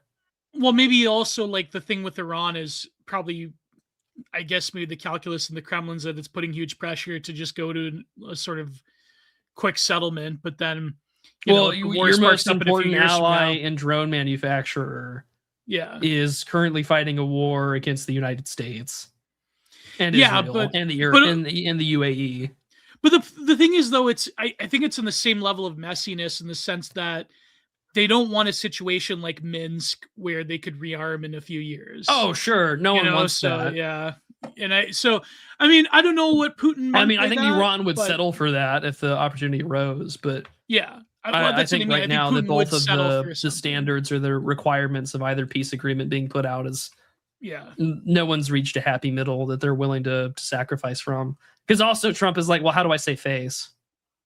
But that's what I mean. Like, if both wars, how do you make this an electorally viable thing? Yeah, exactly. Like, obviously, if both wars were to settle within a rapid period of time, that would obviously be a huge victory for the Trump administration. Even though, I think the admin right now is in China. Yeah. So that's what like, even if it wasn't directly caused by Trump's hand, I mean, obviously, people in the administration would spin it as a victory. If you had, I mean, like right now, like I saw today that like Trump was talking about the ballroom, and it's just like this is the fucking not what I need to hear from you. But that's so. Ukraine started talking about drone warfare strategy in light of manpower issues. That's been a thing. But I mean that has been one of the most fascinating changes or evolutions in warfare, I guess. You know, since this whole conflict started, you can't really fight a traditional war anymore. You really can't. And then even when you're trying, the consequences of it, like we've seen it play out now. How many FPV drones have I seen of like Ukrainian and Russian troop carriers getting blown up by a drone? It's immense. And it's funny because like when I lived in El Paso, I knew a guy who was a drone operator for the United States, and stuff that he had done overseas, and it was just like he had said that like there's a lot of stuff that they don't tell you, sort of like I don't want to say like trauma is the real word, I guess, just like what you're doing. And he's just like, so I can't imagine what it's like being like an FPV operator, because it's a little different than like a Predator drone. Yeah. I mean, so we'll see what happens. I mean, it's been 4 years, so fuck. It is crazy. It's been 4 years. Yeah. Military experts remain skeptical a long time now compared drones to the invention of the machine gun. That's probably an accurate assessment. That's probably that nudge unit. That's an accurate assessment. It is equivalent to the invention of the machine gun. Anyways, mixtape. I like how they included Lush and Silverchair. That's about it. But I do notice like the whole like rallying around it by the same fucking video game industry that, like, I don't know, man. Like, I don't want I don't want to share my real opinion on gaming because that will alienate people. Like, how much can gamers like really take, man? Like, I've never seen an industry. That's probably wrong. I probably have, but I've never seen an industry that has hated their own fan base so thoroughly, so consistently, who has pulled the wool over their eyes. And watching those old AVGN videos, Angry Video Game Nerd, it's like the gaming industry always hated its fans. They always wanted to sell you a shameless cash grab. They always wanted to tell you that you're wrong and we hate you. We're going to slap you and spit in your face and you're going to be our little gimp slaves. And it's just like, I think people have finally reached a point with this fucking mixtape thing where it's like, okay, the West cannot make an animation film that's not kiddie shit to save its life. Okay, I get that argument. That is definitely true. But this should have just been a fucking film. And people would have accepted it. It would have been praised by Hollywood, whatever. But it's like this. Of what? Just like a teenager running? Yeah. Like it could have been like, you know, a renaissance of a new adult animation that's not explicitly porn in the Western world, right? That isn't Japanese. Yeah, right? There's been animation period is in a weird spot as well, because it's just like Disney has not been the winner lately at the Oscars for Best Animated Picture. But the thing is, like, gamers, I'm not going to say gamers deserve it, obviously, because the more I look at it, I used to say the gamers deserved it, right? Because because I wasn't aware of the history. But watching these AVGN films, it's like the gaming industry always hated them. The gaming industry always sold them junk and shovelware and crap to make a buck. And so I understand, right? The gamers were inherently grape victims to begin with. But at a certain point, you have to look at yourself and say, man, these people really fucking hate me. They really want to sell me a pile of shit. What am I going to do? Why? Like, isn't a video game like not even $7? It's like $100 now? It depends, yeah. Like, that's insane. That's insane. And it never ends. And it's just like this whole fucking mixtape thing. It's a shameless simulacra of nostalgia, as we all know. And it's like, who relates to this? Do kids in the 90s relate to this? Do kids in the 80s relate to this? Do kids buying Zoomers relate to this? Like, it's well, I can't even relate to Zoomer gamers now, because it's like, yeah, I can distinctly remember when, you know, like just having an actual console and a disc. And now, you know, you don't really need I played some games, Junk Sock. I played some games. You know, and so everything, of course, now is, you know, you have a computer or... Yeah. A lot of things are moving to like cloud gaming with like the Game Pass and stuff like that. But I mean, even then, like you are in a weird spot where... And it was interesting because like the OG Fallout creator, Tim Kaine, had a video that had been making the rounds. A lot of people were commenting on it, which was the... quote unquote influencers ruined the industry, or like ruined or changed game development, which to some extent is certainly true. But also the way his timeline was, I think, particularly off in a way where it was just like, because on one hand, like gaming used to be a very word of mouth ordeal. Like I would trust my friends to tell me if a game was good. Like if I saw a game, and of course I'm talking about like the early 2010s, late 2000s, I would ask my friends at school, I'm like, hey, I saw this, like, you know, video game. Is this worth my time? Like I remember distinctly doing that for Metro 2033. I asked a friend, I was like, hey, is this worth my, you know, chore money? And they were like, yeah, I think it's actually, I bought it on a whim, and I thought it was pretty good. And so I was like, great, cool, I'm gonna give it a shot. And I fell in love with that game. It's really good. But, you know, and then, of course, you had Game Informer and Xbox Magazine and stuff like that, where you had demo discs and stuff like that. And then, of course, you had, like, the media industry, Game Informer, G4, everything else. And then, you know, we had the whole ethics and games journalism saga, which never really went away because Anita kept doing her job. Anita still does her job. Anita's back. Well, she's never left. She's never left. She never left. While everyone was bitching about, you know, the esoteric history of Zoe Quinn or whatever, like, you know, she continued to be a well-known subversion. She remained an activist. She remained a lobbyist and a consultant.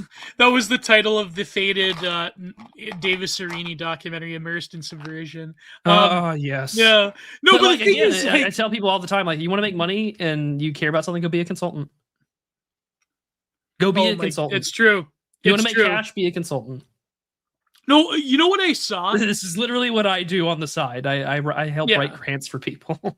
You know, okay, if you were appealing to like 90s kids, okay, there was some like Gen Xers that were listening to obscure music, like folk music from the 60s and 70s, but like they could have played into the Silverchair, Smashing Pumpkins, Lush, like, I mean, like if someone was gonna give me a video game where I fly a spaceship and like a Bill Sutton album is playing, I'm sold. Number one.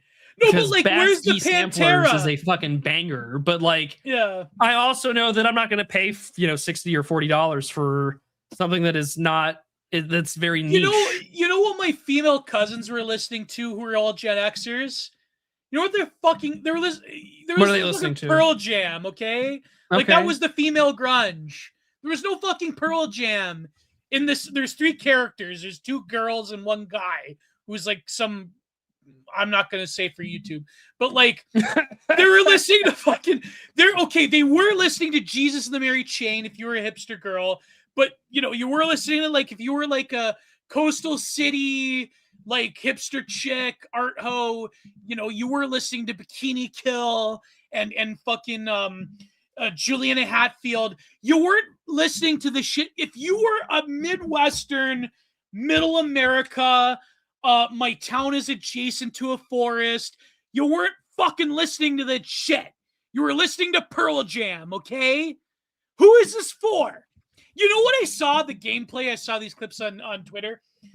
There's a gameplay where you're surfing down the street and you're almost hitting a car. The girl is almost hitting a car, going the other way, or the wrong way of the road. I love how you're narrating this like a true crime documentary. Yeah, the girl was hitting a car. Back into the left. Back into the left, right? She was going back to the left, right?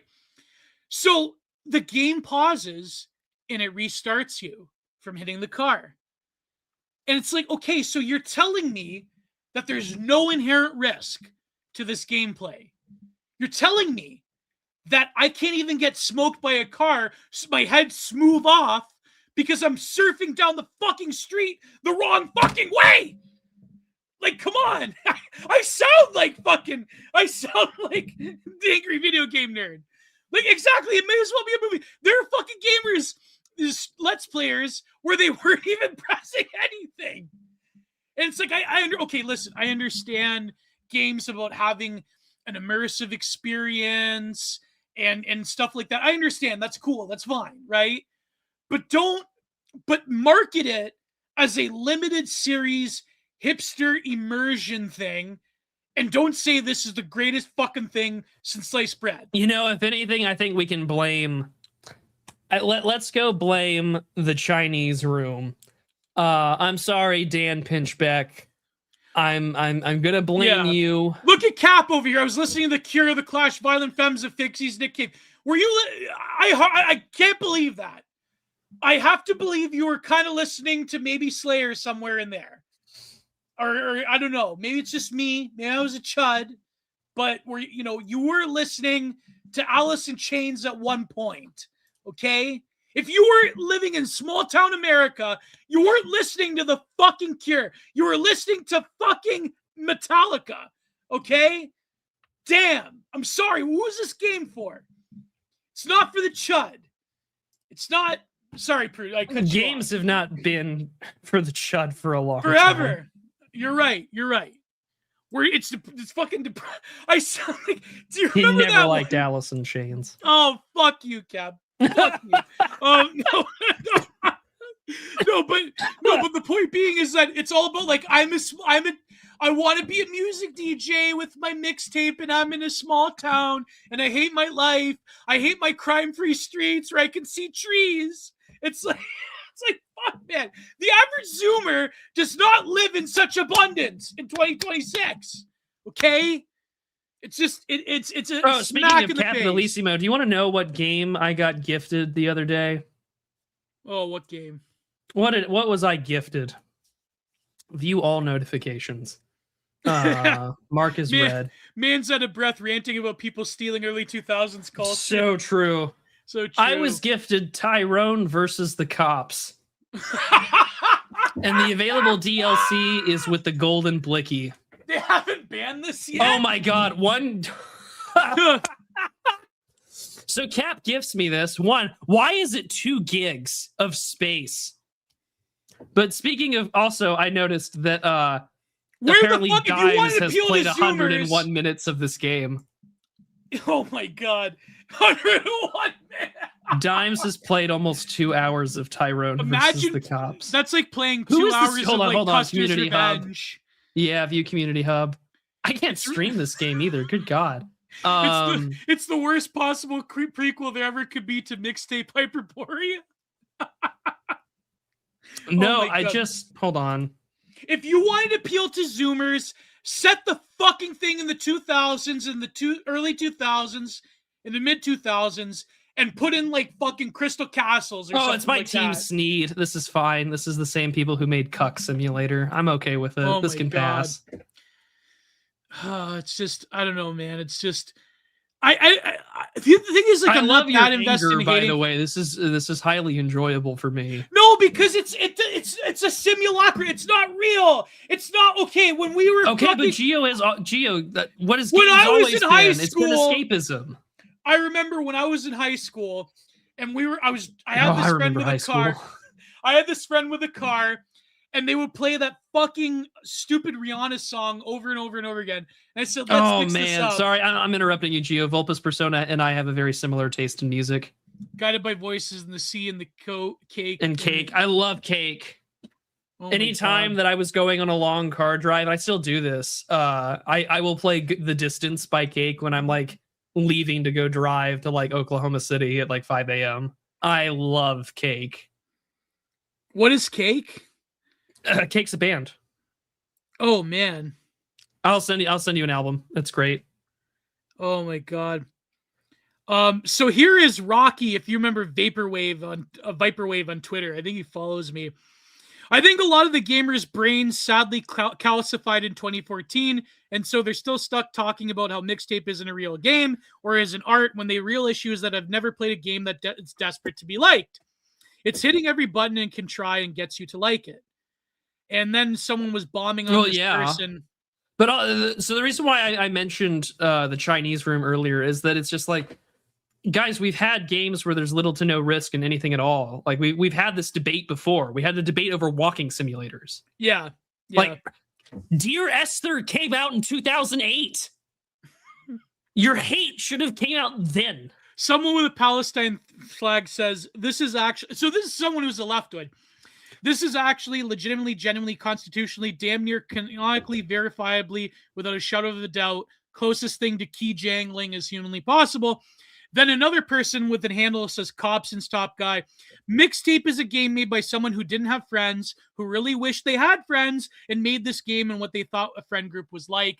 And it's the fucking scene that went viral, where the chick is listening to Silverchair, clicking the fucking light in the back where they're ordering food. They're ordering fast food.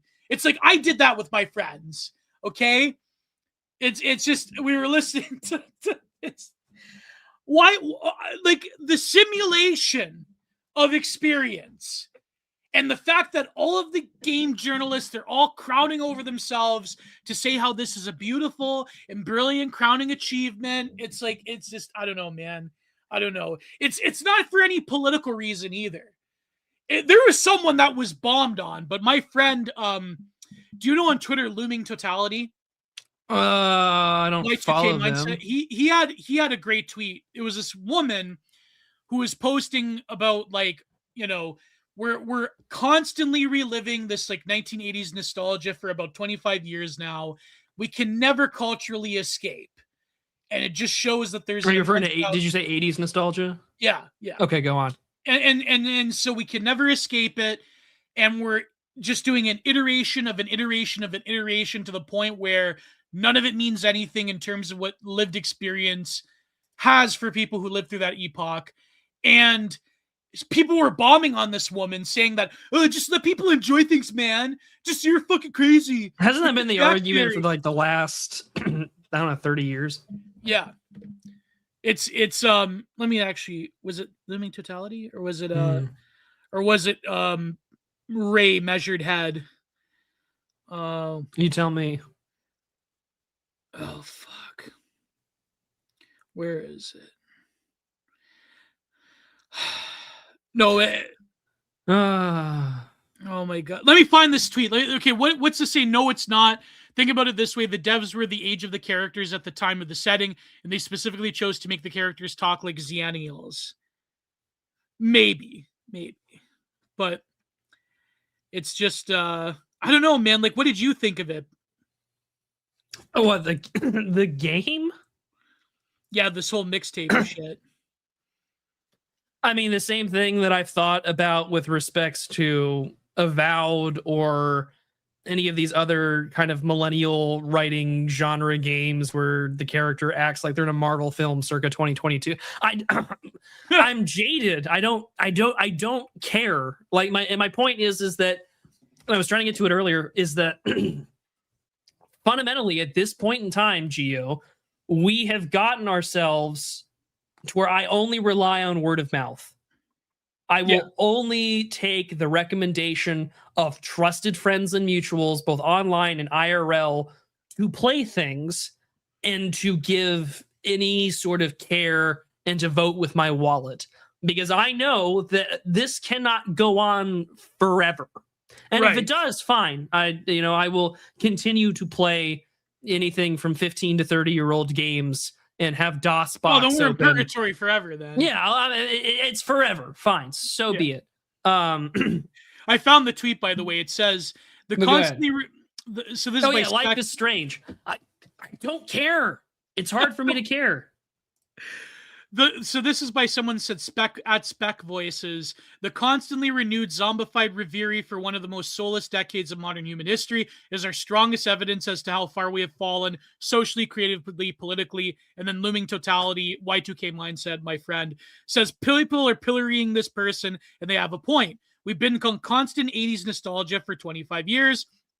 Gen Xers nearly retirement age think we are all clamoring for more He-Man revivals and acting like Ghostbusters was practically handed down by God to Moses. Enough already of all of this. That was great. I like that. It's not, this stuff isn't going to end. No, I know it's and not. Also, we're just let's bitching face about it. But... I mean, this is the same thing with shit films that bomb. There is more coverage. There is shitty more games that suck ass.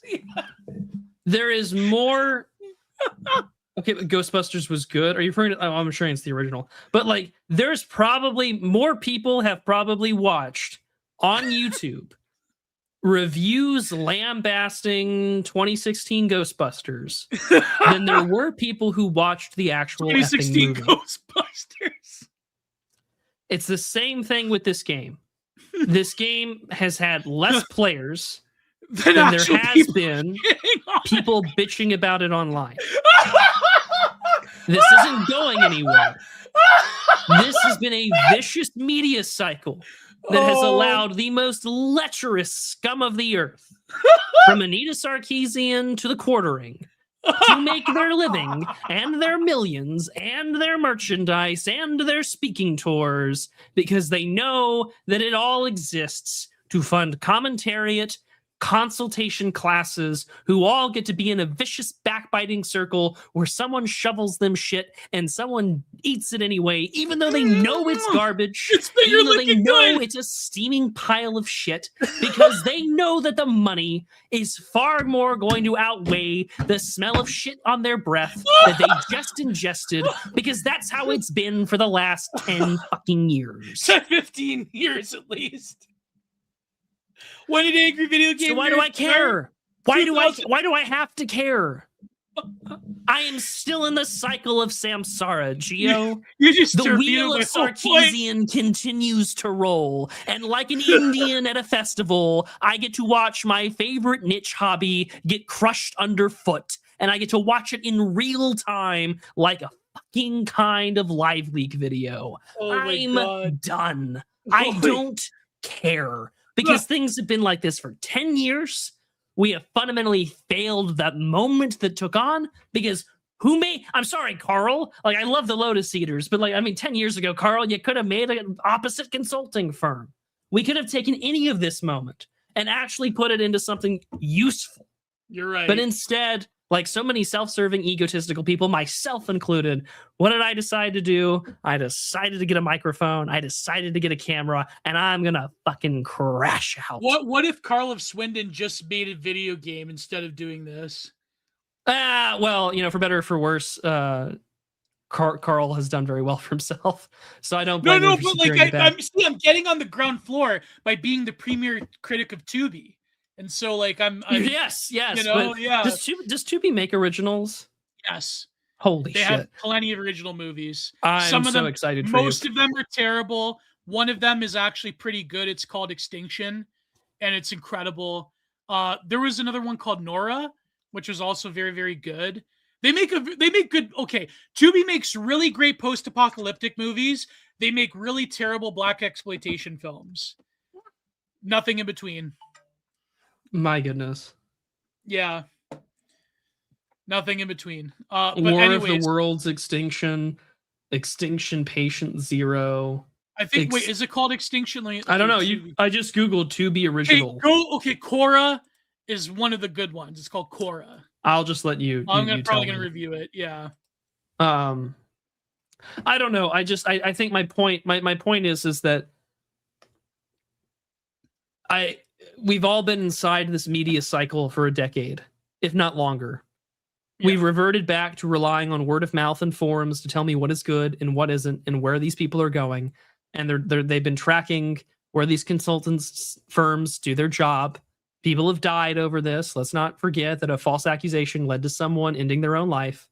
Yeah. And at the end of the day, I think that I should be, myself included, I should put my money where my mouth is. But if someone starts a business or a consulting firm that says we're going to create games that are not going to we're going to advise and consult with studios and developers to develop games that are not antagonistic towards their audience and are actually of standing quality and have that 30 seconds of fun kind of mentality, I'll give them $1,000. I'll give them $1,000, which is a lot of money for me. I'll give him $1,000, but my point stands that it's hard for me to give a shit about this outrage cycle, because it's the same outrage cycle I've seen with a dozen other games in the last 3 years alone. And so it's true. I guess as a gamer, it's closer to you. Well, I like video games in the same way that even the things that are AAA that I like, I know that there's a lot of problematic issues with it. I still hate live service stuff. I hate the fact that the political world is involved in such a way that I have to now deal with all the Helldivers 2 drama over the last 2 years has been a really interesting one with that, how the fucking dev team has treated their player base like shit despite making a quality fun product that has a very good gameplay loop in my opinion. In the same way that I love my From Software slop, boy oh boy I do, but at the same time even the older stuff that I like, it's what keeps me enjoying a lot of the stuff. One is the modding scene. I do a lot of mod testing for people I know online, and at the same time it's just if all else fails, I can I can always play Fear again. You know, it's like I can always go play another Halo Combat Evolved mod. I can always play an RTS game. I can always play Stellaris again, you know. And so it's just like, the cycle continues to be where it is. It's life is, yeah, exactly, Tree Surgeon. It's like Life is Strange. And, you know, ER or E semicolon R aren't even a point. It's Tumblr. It's for older millennials who remember their childhood, that want to instill something in it, and it's a risk-free adventure. And I really don't care. Because there is still good stuff that's being made. There are gems that are being made. It's not indie stuff, because there's not been this indie renaissance in the same way that people were talking about 5 years ago. There is an indie renaissance of like streamer bait. Oh my gosh. But yeah, well, but that's what I mean. Like, mixtape is an evidence of like. I also play Aurora. Do not worry, Charlie Mackey. I also play Aurora. I just have a lot of opportunities to mod things in Stellaris. Oh my god! Why don't they make someone else's childhood instead of remaking theirs? Well, this is the thing. This is that, like, you know, that we are in a culture of that is anti-child, like just anti-children. You and I live in a fun, and I don't even want to get into the whole trad natalism arguments. You just live in an anti-natalist culture. You live in an no one cares about kids. You live in that society. We have made it to where moms and dads who try to struggle in this wage slave economy, that is not welcomed. You know that. We all they have to skin suit youth culture as well. They have to give you like this like weird pantomime of it. And it's like, and it's not even, and I mean, we and this is why I talked to Wade about the children of men. Like, we don't live in a society where we're all infertile. And like yes, there's actual a fertility crisis. I would agree with that. But also, like, we're all getting replaced. And so on top of all that, what are we seeing? We have seen this like weird, wholesome Chungus millennial slop turn into this like mainstream thing where prams are being driven around for dogs. And I've seen bumper stickers with cars that says me and my family, and it's 2 stick figures and a bunch of paw prints. Like, I'm done. Yeah. Like, and so we all know this. So people are going to remake their childhood. And now, because millennials are the generation that can remember the 90s, remember the 2000s, and can make a little money, this is why for the last 10 fucking years, Disney has been making live action remakes of their animated Renaissance classics. I hate to even say we're in a stuck culture. We're in the eternal return. We're in the eternal recurrence of slop. No, but the weird thing though is that that too. I mean, that is the thing. It is proof that the Chuds have been colonized. Yeah, because we are in a cycle of learned helplessness and constant knee-jerk reactions. Because they still run things, and this is what the point that Carl and others were making. And everyone's like, "Oh, how dare you be such like a chud who's like crying over things that happened 10 years ago." Anita's still a consultant. They're all still here. You're all still there. And now we're not even going to cover any of the articles we're getting tonight. Gamergate forever. We're not even going to get to the article I wanted to cover tonight. I might just make that a paid patron review because it's kind of an edgy article. Well, then they're making the Texas Chainsaw Massacre again. Look at that. I'm just waiting for them. I'm literally waiting. Can you imagine the live action Disney remake of all Song of the South? Oh, hey, a rabbit, and it's just this like disgusting CGI. Oh my gosh, what's her? Get Viola, not Viola Davis. Who's like the really fat one? Viola Davis? No. Angela Davis? Oh, no, she's too old. Hold on.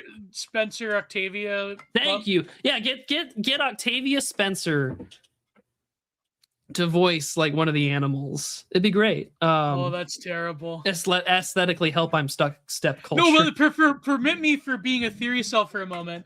Like, in a world where youth culture is largely colonized by the youth cultures of past, the kids as it has been for years, for each generation. Now, then therefore kids that are born nowadays are sort of like these weird non-people because they're not given a cultural voice. And youth culture itself has become this like weird stuck entity that floats in the air, because it seems that like when it comes to the culture industry, a huge thing in media studies is that youth culture is the substantiation of what, quote unquote, the culture industry is for since the boomers, even before the boomers onwards. And that always, they have constant iterations and permutations. It's sort of like, Grandpa Simpson, that one line in The Simpsons where he goes, I used to be with it, then one day they changed what it was, and now what is... And it'll happen to you, man. It'll happen to you, yeah. Yeah, but that doesn't happen anymore, because right from the get-go, younger kids are having to live in the youth culture of their parents and grandparents. And so they're not given really a unique cultural expression or identity or aesthetic or voice. And so what are they going to do but LARP the fantasies of what their older millennial parents or siblings or whatnot, or Gen X grandparents at this point, are doing? And it's tragedy. This has been my argument for why the whole liminal space analog horror thing took off. Yeah. Because you have a generation of people who have parents who were from that time and can remember the before times vaguely remember the before times, or maybe grew up having a VCR TV, or having a VCR in their home period with their television. And it's just like, I think that's a big part of it, is that you're forced to then inhabit and also explore in media and in popular culture and in fiction creative spaces in which you inhabit a world wherein what was it like growing up at that time. And for a lot of people, I think since the advent of digital technology has totally changed the way we perceive the world around us, and also perceive time, that's why I think analog horror has taken off the way that it has. And I know a lot of people will like mock it. I have like older friends and mutuals that are like, it's an empty room. And I'm like, you're not understanding why this is horrifying to them, or why it's unsettling. In the same way that you might mock it, or like, this is a weird 4chan meme that's now like turned into an A24 film that comes out at the end of this month, which we are going to review, by the way, Gio. I hate to break it to you. You and I have to go see the Backrooms movie. Oh, yeah, definitely. It comes out on the 29th. Oh, boy. I think it's May 29th. I'm going to drag my wife to it. Oh, yeah. I'm going to go. But I mean, like, this is why I just like, it'll be interesting. Also, I think most conversations, here's my hot take for the evening. This will be maybe the last thing we talk about for a while. Here's my hot take. I think now that there's been two generations now, Zoomers and Alpha, that have been raised entirely online in digital cultures, are all of our conversation and existing literature regarding social media and identity formation is going to be relatively useless. Right. Because there are no more sort of there's no more generations that have a before time delineation. You and I distinctly remember 2007. There are Zoomers born in 2007, so that don't. And I think that I don't want to say a lot of the literature will be useless, but a lot of our discussions over identity will change. Because the millennial generation is the demarcation point between before and after a social media age. And I think that our conversations around the generations and how identity is formed changes after millennials. Yeah, and also, like, everything will become more perspectival and postmodern. We still live in sort of auspices of hypermodernism, where we still have these claims to, like, truth and identity. And, like, those things, I think, will rapidly go by the wayside.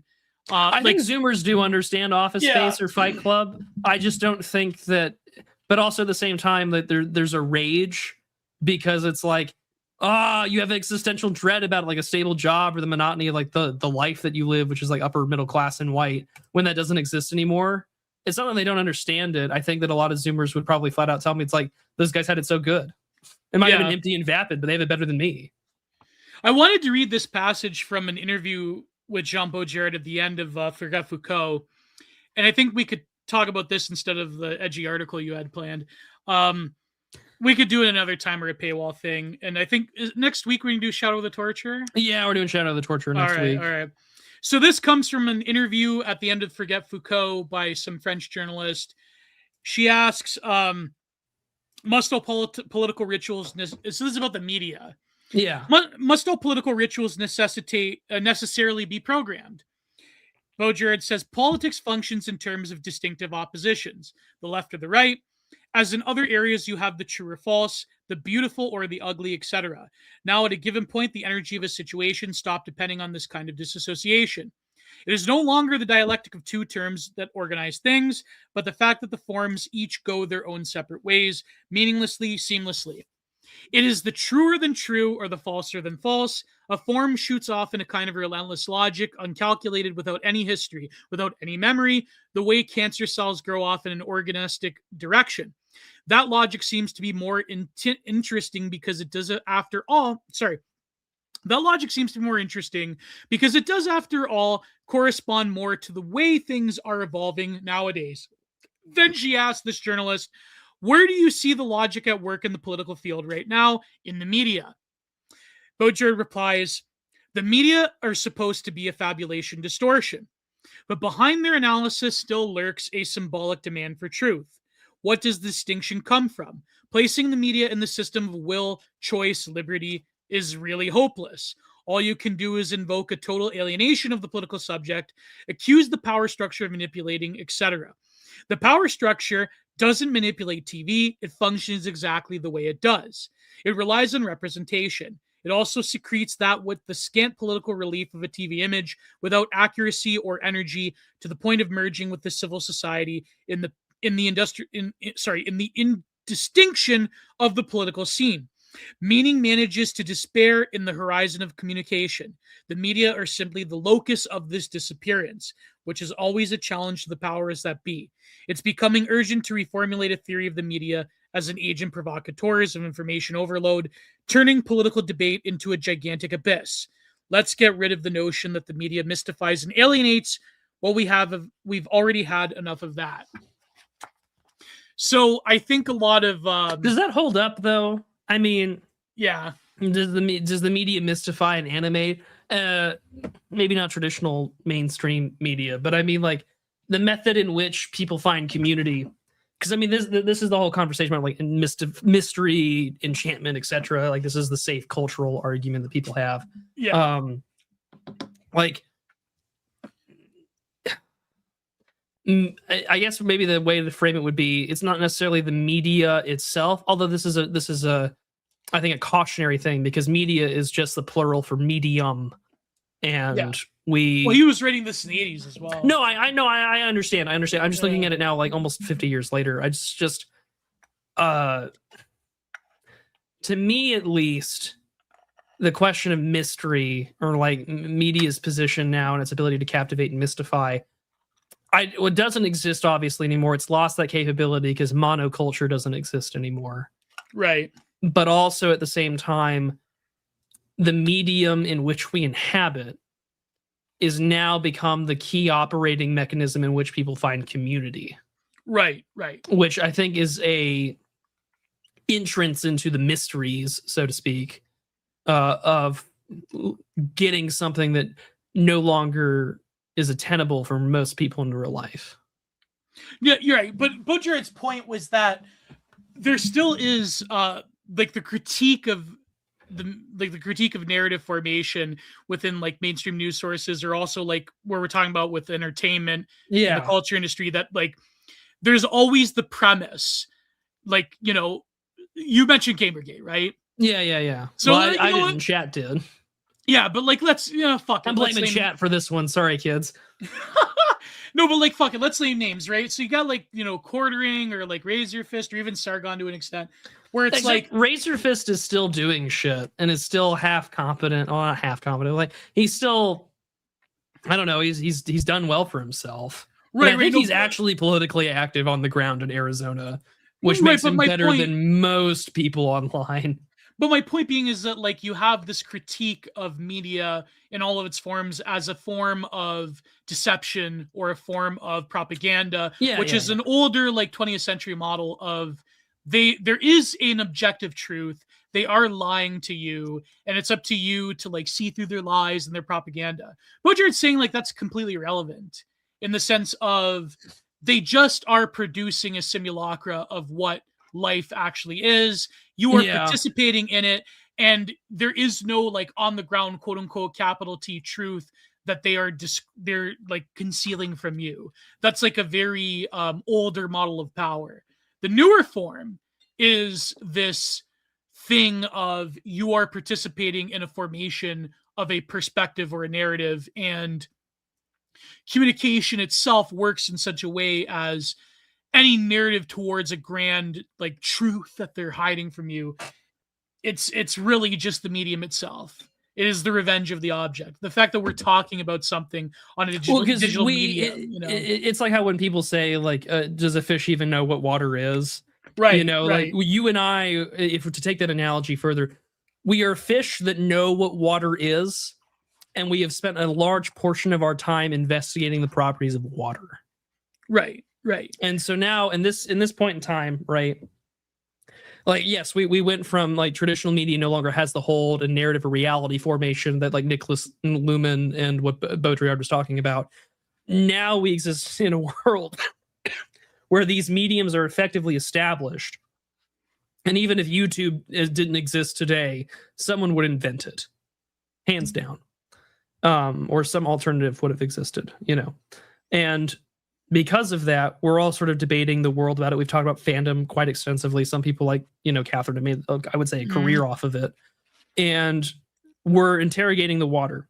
And so now we've gone from mass media cultivation and formation, like, you know, the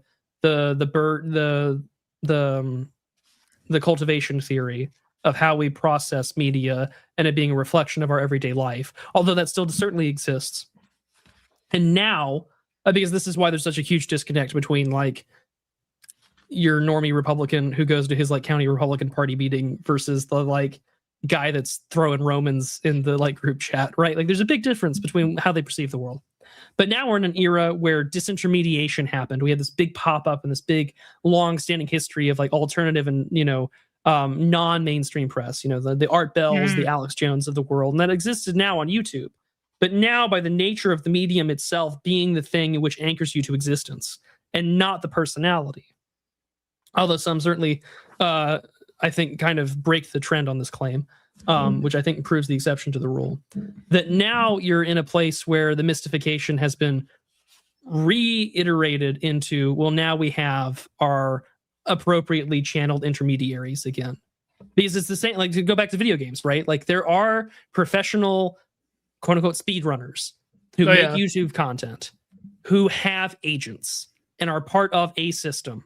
And it's the same thing with like Asmongold and Hassan Piker. They have the same talent agency. They're on the same platforms. They're on the same medium of streaming, audience cultivation, knee-jerk reactions to provide knee-jerk truths to an audience that wants to hear what they want to be told.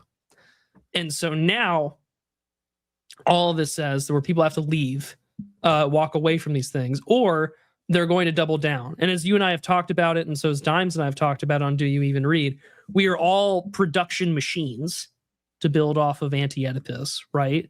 Like we're all producers, and we have a desire to produce. Because now, in this day and age, there has never been a greater opportunity to be a producer of your time for relatively no cost to broadcast yourself, like the original YouTube motto. We can all do it. And so now that mystification, I think, exists in a way to where the world that we live in is somewhat lacking in that mystification, because the only way in which people feel mystified is through a sense of community. This is why everyone talks about my community. Not only does it reinforce the parasocial tribalism, but it also reinforces that you are a voice of authority. And from that comes mystification. And from that comes a way to break out to the truth.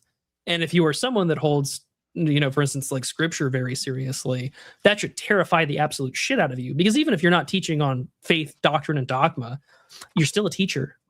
You're still speaking. And you will be judged doubly, as James writes about in his epistle. And that should terrify the fuck out of anybody. Certainly terrifies me. And so I think all that being said, you know, Gio, like where we're at now with like where identity gets formed is in a weird place, because if you talk to anyone under 30, it's a totally different understanding of how the world works. And all norms are off. And it's just like even Onizuka Groiper, who's like 6 years younger than me, you know, it's just like the world he lives in is one I don't really can identify with or recognize. And it's like, yeah, you and I grew up with very similar worlds and patterns of social media and right-wing stuff, but like yeah, man, like I can't relate to you in some ways. And I guess I'm chopped. I'm unk now, but it is certainly something that I think that the demand, but the desire to produce is rewarded because there's this hope of demand. Because again, we're all screaming into a void of screams, hoping that we've been heard, and you and I have been very lucky to get heard. No, but that's what he means by the media being the site or the locus of disappearance, and that's why we focus on it, whether it be like the news media or like but we don't culture let it industry or even like disappear. alternative media. But it doesn't disappear. Yeah, but so to follow Because up what with that, do we all hope for? We hope to not be disappeared. We hope to get noticed. yeah, exactly. But that's what I mean. Like he's saying, like that's leading to. I love this one from Vivian 67 Groiper. I love that. Thank you. You are now my new favorite person in chat. Meaning manages to disappear in the horizon of communication. So what he's saying is like it's not like the video game journalists or like the real journalists or blah blah blah, like they're deceiving you. It's just that you when like Xbox they had the tweet today where he's like, just because you don't like a game doesn't mean it's bad. It's like they're kind of like they're actually not right. They're like spiritually that's a terrible take. When but they're kind of correct in the sense that when the Captain Marvel actress told you that it's not made for you. No, but there are games that are not made for you. So to follow up with that, Bo Jared, well, yeah, like there are plenty of games not made for me. Like I will never play a gotcha game. No, but so here he says, exactly, large systems of information relieves the masses of the responsibility of having to know, to understand, and to be informed, to be up on things. Advertising relieves people of the responsibility of having to choose, which is perfectly human and perfectly horrible. As for power, it has always seemed ironic to me that the delegate is to a people. That's like catching them in a trap, and the trap closes on the political class itself. I see all of this as profound reversal of strategy on the part of the masses. They are no longer involved in the process of subversion or revolution, but in some gigantic devolution from an unwanted liberty, with some evil genius lurking behind it all.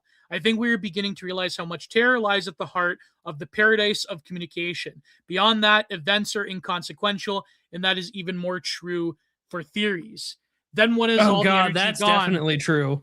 Yeah. Look how quickly we bounce from discourse to discourse. Right.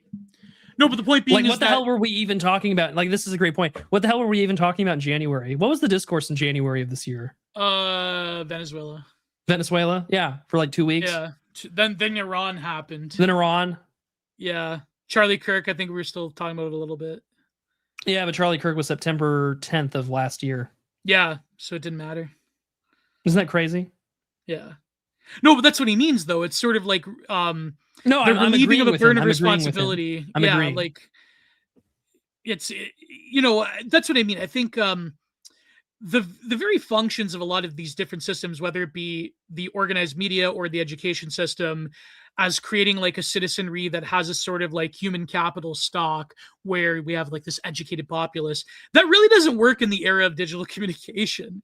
Like that really doesn't work in when even like school children have access to vast depths of information, maybe not knowing what to do with it, or then you have people that can very easily alleviate themselves of the burden of knowing or thinking. I think this is also what contributes to the terrible duopoly of Panikin versus transgender types. Yeah, that's true. Because like it's almost like the marshmallow test. Like can I wait for another news story or a discursive moment to still stay on the same subject?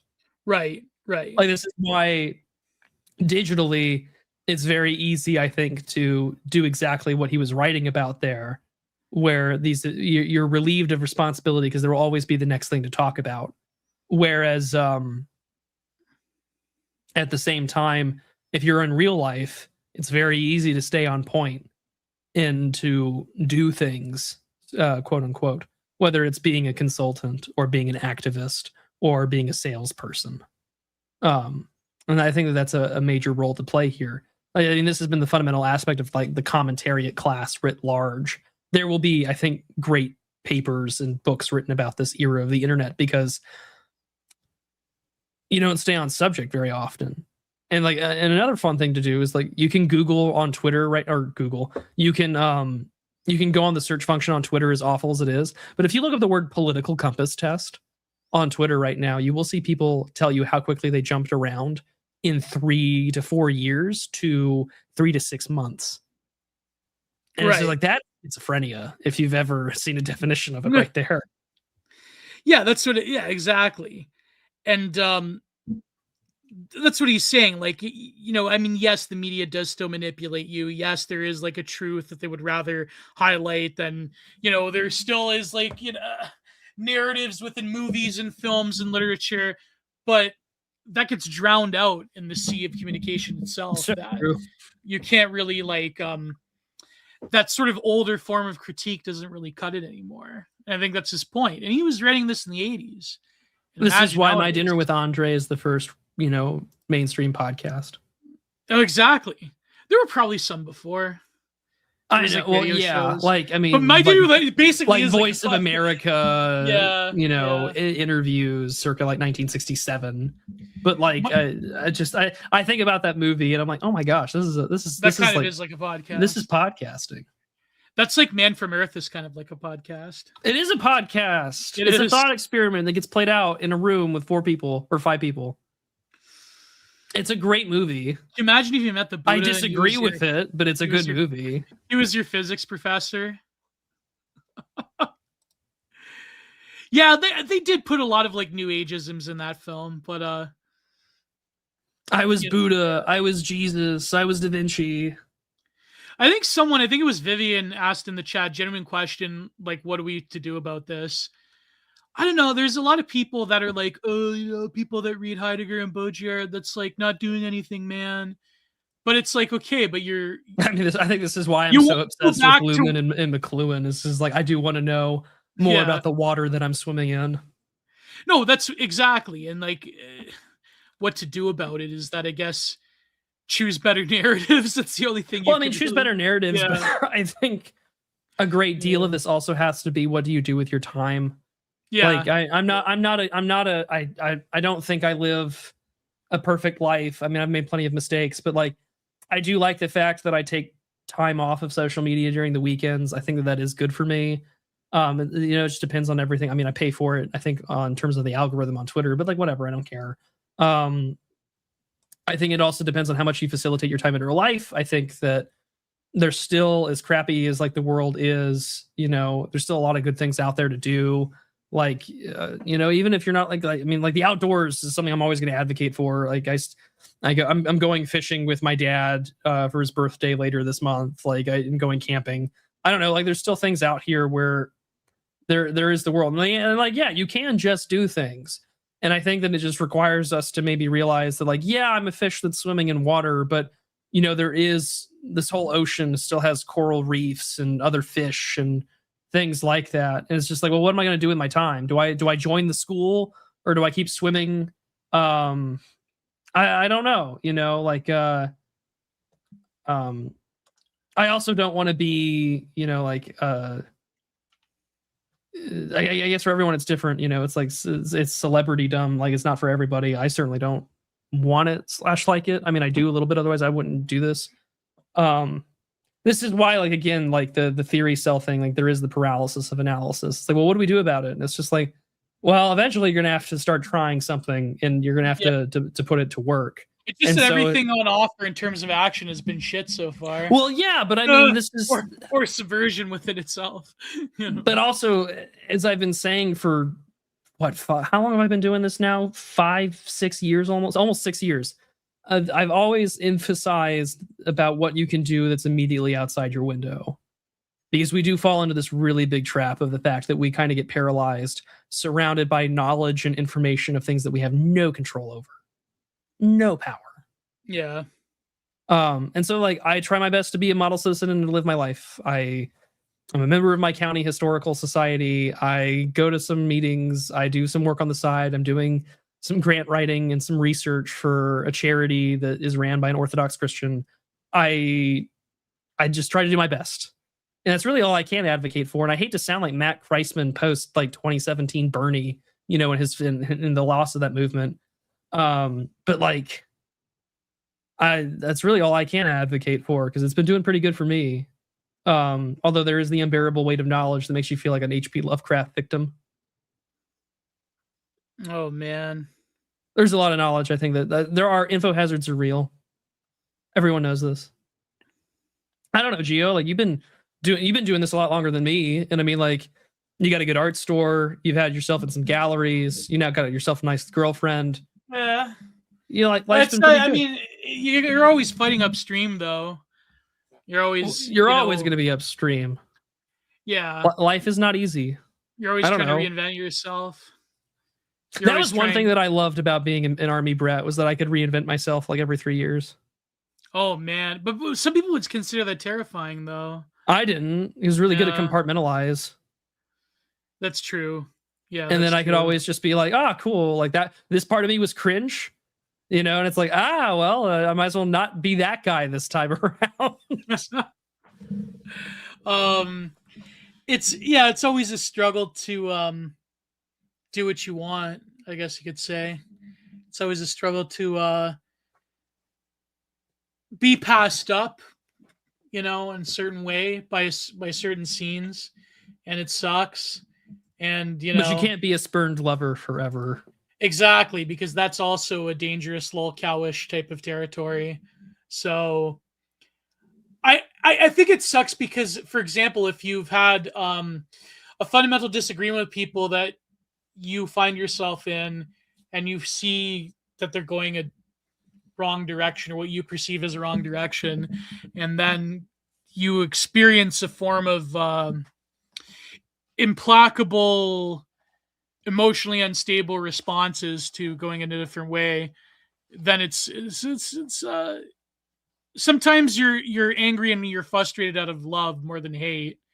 I think that's the moment it crosses over into hate and resentment, that's not good. But yeah, I don't know.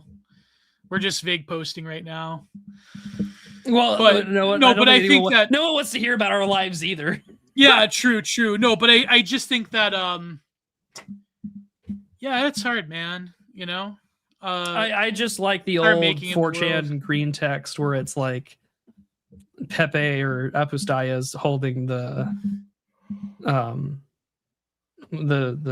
giant dragon slayer great sword, you know, and it's just like you got one life. Like, guts, yeah, it's like guts. He's like, yeah, one life. Like, why not give it a shot? You know, it's really all I can say.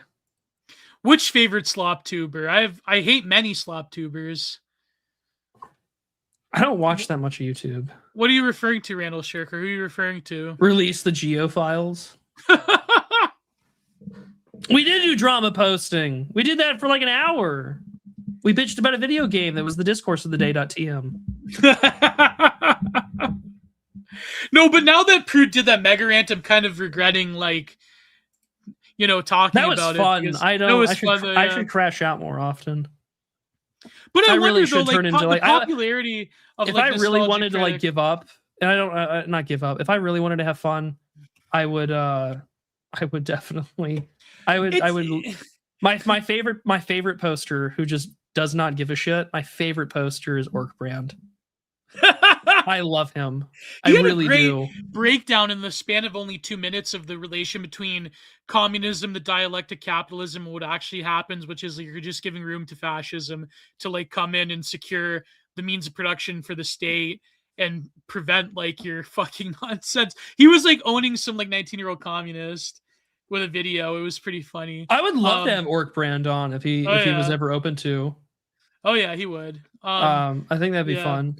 No, but I was gonna say, like, there is, I don't know, like, one argument is sort of like the David Foster Wallace, like, softcore, oh man, like, there's a cynical turn in entertainment and media, and that's bad because, like, nobody can be sincere. I agree with. I watched his interviews and I've read some of his essays. Is it bad for me to say that I don't think that he was that far off the mark? He wasn't. He was, but the thing is, you gotta realize him and, like, Mark Fisher and others, they're sad boys, right? Like, they're eternal sad boys. I mean, like, you know? They both took their own lives. Like, that's not what I advocate for. Yeah. But the thing is, though, the other argument is that, okay, yes, there is, like, think of who we mentioned on this stream, okay? Oh, yeah. Like, AVGN, you know, nobody can be an art critic or like a film critic without being like, it seems like you're always going to be you're always going to be compared. Yeah, like cynicism is a form of entertainment, obviously. Like we love to dump on something, like we love to hate on like shitty, shitty games that suck ass, right? Like we love to hate on shitty movies that suck ass, right? Like it's forever and ever and ever, right? And there's there's obviously like a limit to cynicism. I'm not saying that. But at the same time, a part of like a more like churlish, contrarian part of me says, yeah, but that shit's funny though.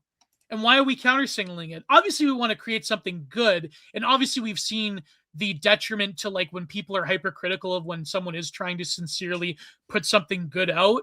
But if it comes to like major corporations that want your dollar and spit in your face while they're doing it, fuck them.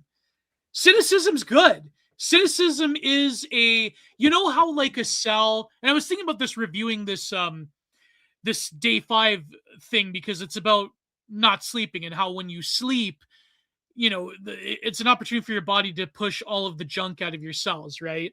If you can't do that, you're dead. I'm thinking like cynicism is a weird way in hypermodernity, a cultural organism that does clear out a lot of junk, that is clearing out a lot of the waste by perseverating over it and being hypercritical. And there's something inherently funny and entertaining. Like, I'm like, it's very simplistic, but I'm still like laughing my ass off at Angry Video Game Nerd critiquing an 80s pile of shit that was like banking off of intellectual property. And it's like, why is this so funny? He's just being negative. He was himself. I mean, this is... He was himself, exactly. I disagree with a lot of people who say that sincerity is dead. I think a lot of that still exists. You need a form of cynicism to keep people on their toes culturally, in my opinion. Yeah. Like but if it goes overboard, then you're just hating things to hate for its sake. Well, like there's a difference between being like a wanton contrarian for the sake of like the algo game versus like here is a sincere guy who's created a personality and a character that may or may not be an extension of like his like like the unfiltered id or whatever, like No, like I agree. I've advocated for creating like stuff that like talking about things that you love and you support. You should, right? That's obviously good. But then I think the problem is like a friend, a listener of the show, he's like, well, why don't you just review Ace Combat? And I will put out the Ace Combat review. He was talking to me before we went live. And I said, you see, and I was like, it's turned into a much longer video of me just talking about why I love flying and why I love flight as a concept and the technology behind it. I was a huge, like everyone's got like their thing. They love trains, they love dinosaurs, they love like World War II tanks or whatever. Oh, yeah. I loved aircraft. And when I was, I want to say 5th or 6th grade, I won this award at school or whatever. And the teacher, the principal, whoever introduced and said, like this kid can tell you like just by pointing in the sky what type of aircraft it is. Like that's kind of where I was at, which is kind of a cringe thing to say, but I mean I don't mind admitting this personal story. And to a large extent I can still do that because there's a not too like a short drive away, but like not too far from me is like a small regional airport. It's not like for international flights or airlines or whatever. I think like mail carriers use it, but I can always identify a lot of the private aircraft that get flown around there. And it's just like I love that stuff. Like when I was a kid, I went to there's a flight museum / small airport in Oshkosh, Wisconsin. It's like an aeronautics museum. And when I was a kid, we were up there visiting family, and my dad paid the money for me to go on like one of these. I think it was like a Cessna. Although I really, really wanted to go on the open cockpit biplane that was going on there as well, but I was too young. Because I love World War I aircraft. Like from 1914 to like 1925. To me is the most interesting period of aeronautical history because it's just like guys were just throwing shit at the wall to see what stuck. And a lot of them died doing it. Well, yeah, but also like you can't look at a photo of barnstorming where this guy's in a Curtis Jenny flying like playing tennis on the top wing. Like that's the coolest shit. Like that's awesome. I want to do that. And I fell in love with them. I wanted to learn how to fly and things was like that. Like in a Warner Brothers animation, they're playing tennis on the wings. Something like that, probably. I don't know. So I just think that in these times it becomes I don't know. It's just like these are the moments where it's like, okay, good. Like I'm you should do the happy same. medium. You have to find a middle way between cynicism and like liking things. Yeah, and I think that's really the case. It's like I never want to be the let people enjoy things because obviously there's a lot. That's obviously bullshit. I will yuck your yum, libtard. I'm sorry, you're a degenerate. Yeah, I was going to war in a group chat over Christopher Nolan. I'm like, now do you see? Now do you see? But then they're like, okay, yeah, but what? No, everyone's gonna watch Bresson or Tarkovsky. I go, yeah, but that's not the point, you know, like. Oh, the Solera 500, the bullet airplane. I have not, or do you mean like the Christmas bullet from? Oh, the Christmas bullet. I have not. Oh, yeah, that is a weird looking thing, isn't it?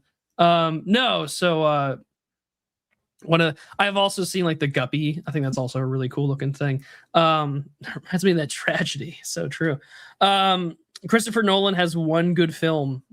What is its? What is it? Tree Surgeon. What is Christopher Nolan's one good film? Dunkirk, that's it. Dunkirk, you think it's Dunkirk? Yeah, because it's the only one that's not like Hollywoodified. Even though it's a World War II movie? Well, okay, but the thing is, like, he made up for it with Oppenheimer. You know, like, oh, maybe okay, Oppenheimer is Memento, Ordeal of Civility, the film. Memento is probably the best one, yeah. I would say Memento. I'm willing to give Memento and Inception a pass for Christopher Nolan. Inception was kind of wait. Nolan did The Prestige. Sorry. That's Nolan's best film. Prestige. I don't know if it's the best of his films. I haven't watched Prestige. The Prestige is one of my all-time favorite films. It's not like Paul Thomas Anderson where he like does flirt with like art house cinema. It's not, you know what I mean? Like with Christopher Nolan, you have like a legacy from Spielberg of like the big Hollywood budget film. And so to me, it like saw. Maybe I guess my fucking hipsterism. I've only seen Magnolia, There Will Be Blood, and Inherent Vice. That's it. I have not seen any of his other films. I should see Licorice Pizza is on Tubi. So, you know, I've seen Phantom Threads. I've seen Magnolia. I'm going to actually review Magnolia with Jay Burden soon. I've seen Phantom Threads, Magnolia. What else did he produce? Paul Thomas Anderson. I've refused to see one bullshit after another. Boogie Nights, There Will Be Blood. I have not seen one bullshit after another. The Master. I think I have seen Punch Drunk Love. He's got a weird range though, from like There Will Be Blood, Boogie Nights to like The Master, and then you have like fucking Punch Drunk Love. Very weird, Paul Thomas Anderson. What else did he do? Also, I mean, the thing with Inception is that like it is an original concept. I think that's one of the things I do appreciate. It's based off of like a horror film that he kind of wrote. True. I don't know, like got kind of repetitive after a while. Like I get it. It, you know, from a Jungian lens, it's sort of, you know, well, you're more into Jung than I am, so I could see how you might have your issues. There Will Be Blood is obviously a masterpiece. Oh yeah, hands down. I will not hear any There Will Be Blood slander. Who directed Gangs of New York? That's a great question. I don't know. Let's find out. Oh, Paul Thomas Anderson did Hard 8. That was a fucking great Martin Scorsese, yeah. That was a great fucking film, Hard 8. I highly recommend Hard 8. That's like, I always love those like, you know, losers on the edge of existence type of films. Like that was really great. I love that one. That was great. It's kind of like Leaving Las Vegas. Losers on the Edge of Existence. That would be a great show title and show film, or film title. Yeah, Hard 8's amazing. So anyways, the leaves among us know that Satoshi Kon did it first. Like, I know Pepe did the dream thing, but Kon like did it first, with Paprika. He died too soon. Oh yeah. Oh my god, I've watched a lot of obscure indie films. Do you want to get to the super chats? Let's get to the super. There's chats. like a large amount that I need to get through. It's always not grim. Probably. Did not Grim change to I'm not Vivian? I'm not Vivian to I'm not Grim. Is that the case, Vivian? Is that you? It's not Grim. It is not Grim. Oh my. Okay. Well, that explains a lot. Because I was like, I've never seen a Vivian before before now. All right. So carrying. Oh, I'm going to start with the super chest then. Maybe. Okay. Vivian, we got it. All right. All right. Starting from the top here, I'm going to start with the YouTube ones, but also there is the super tip option down below. Thank you very much for those that are using that. I greatly appreciate it. They only take a 10% cut, so I'm a big fan of them already. And thank you to Pete Quinones for introducing me to this entropy alternative. Nice. So beginning off, Randall Shirker says, I gave one of your pieces to my mom, Gio. She said it was weird, but she liked it. She also likes your landscaping works I showed her. Nice. There you go. What piece was that one? I'll let him respond in chat. Nice. What's weaker, Interstellar or Dark Knight Rises? Dark Knight Rises. Dark Knight Rises by a long shot. I mean, it does have a lot of meme potential, though. That's the difference. Like Inception did have its memes, but like Dark Knight Rises is like the Bane posting. Is that the Bane? Yeah, Bane, right? Yeah. Okay. I never got Sugar says the last 4 years of neocon reinvention is now a locked-in thing. You need to decide what you're caring about. You're not going to negotiate your way out of this. Very true. I definitely called that we're getting anti-woke neoconservatism that just launders certain interests. The temptation to be a neocon is too strong with certain people. Yeah, because that's where the money is. Yeah. The West is cooked. Please do the truffle shuffle. Hey, you can ask Oz to post that on Twitter. No, I'm not Grim. It's true. Did you see Cine Animation had a mini game with us? I did. He DM'd it to me. Oh, but I also follow Cine, so I was like, oh, that's cute. Is Cine Osworld? No, Cine is a separate person. Oh God. Cine is a lovely European person. Nice. Oh, we have to put it up. We'll end the show with that one. Anyways, song Wreck for Prude, Bibio, Dye the Water Green. I have heard this song before. It is a banger. Thank you. Yeah. It's good. I like it. Thank you very much for the recommendation. Randall says, Gio, why do you think they need the third world now? Why do you think they need the third world now? I don't know what this was in the context of what we were talking about. Oh, you mean like the Democrats? You do mean like the global order?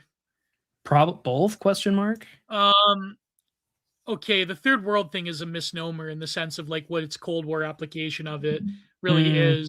But in terms of like a coalition of the global South, that's always going to be a thing. Although the West does have a lot of primary agency in geopolitics, but I just think that see, a lot of people they have a lot of this is in reference to video games. Video games, okay. Why do you think they need the third world now? Well, obviously because they could just like the movie industry, they could just fucking dump all of their shovelware on. Yeah. You know, they've always done that. Like why do you think you have very simplistic AAA video games? Like, why do you think that? Why do you think you need the bright yellow paint on the wall telling you where to go next? Yeah, that's what I mean. Like, it's like the third world has always been the global South has always sort of been video game audience. Well, it's not even so much that they need. It's not even so much that they need. Okay, he's referring to the video game audience. It's not even so much that they need like the third world for the video game audience. It's also just like they know where they can make their money.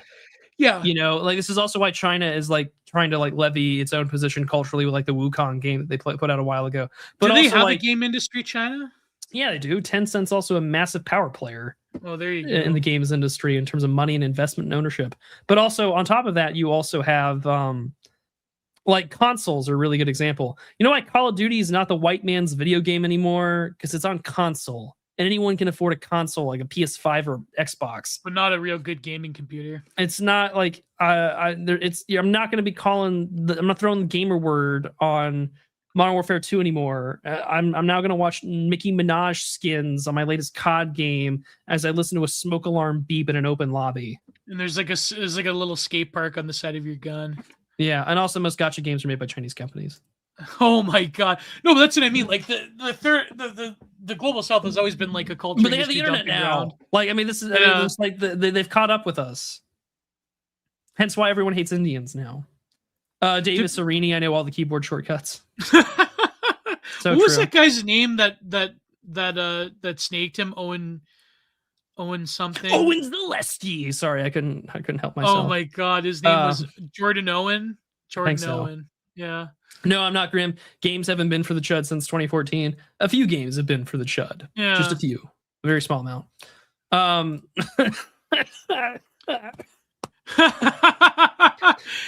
Randall Sugar for $5. Mixtape was made for a tax write-off, Gio, and to serve yet another humiliation ritual. I just like that these slop games are just like we now have producers tier content. Is it just for a tax write-off, or is it because probably not? People got to get paid, and people are going to make their money on notoriety.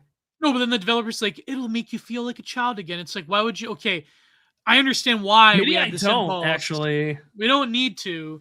We need to feel like I live in a pretty perpetually infantilized state of affairs. Right, but if you play video politics games and such, if you're playing video games, you want to experience a form of transcendence, do you not? Of your condition and of your own power in life.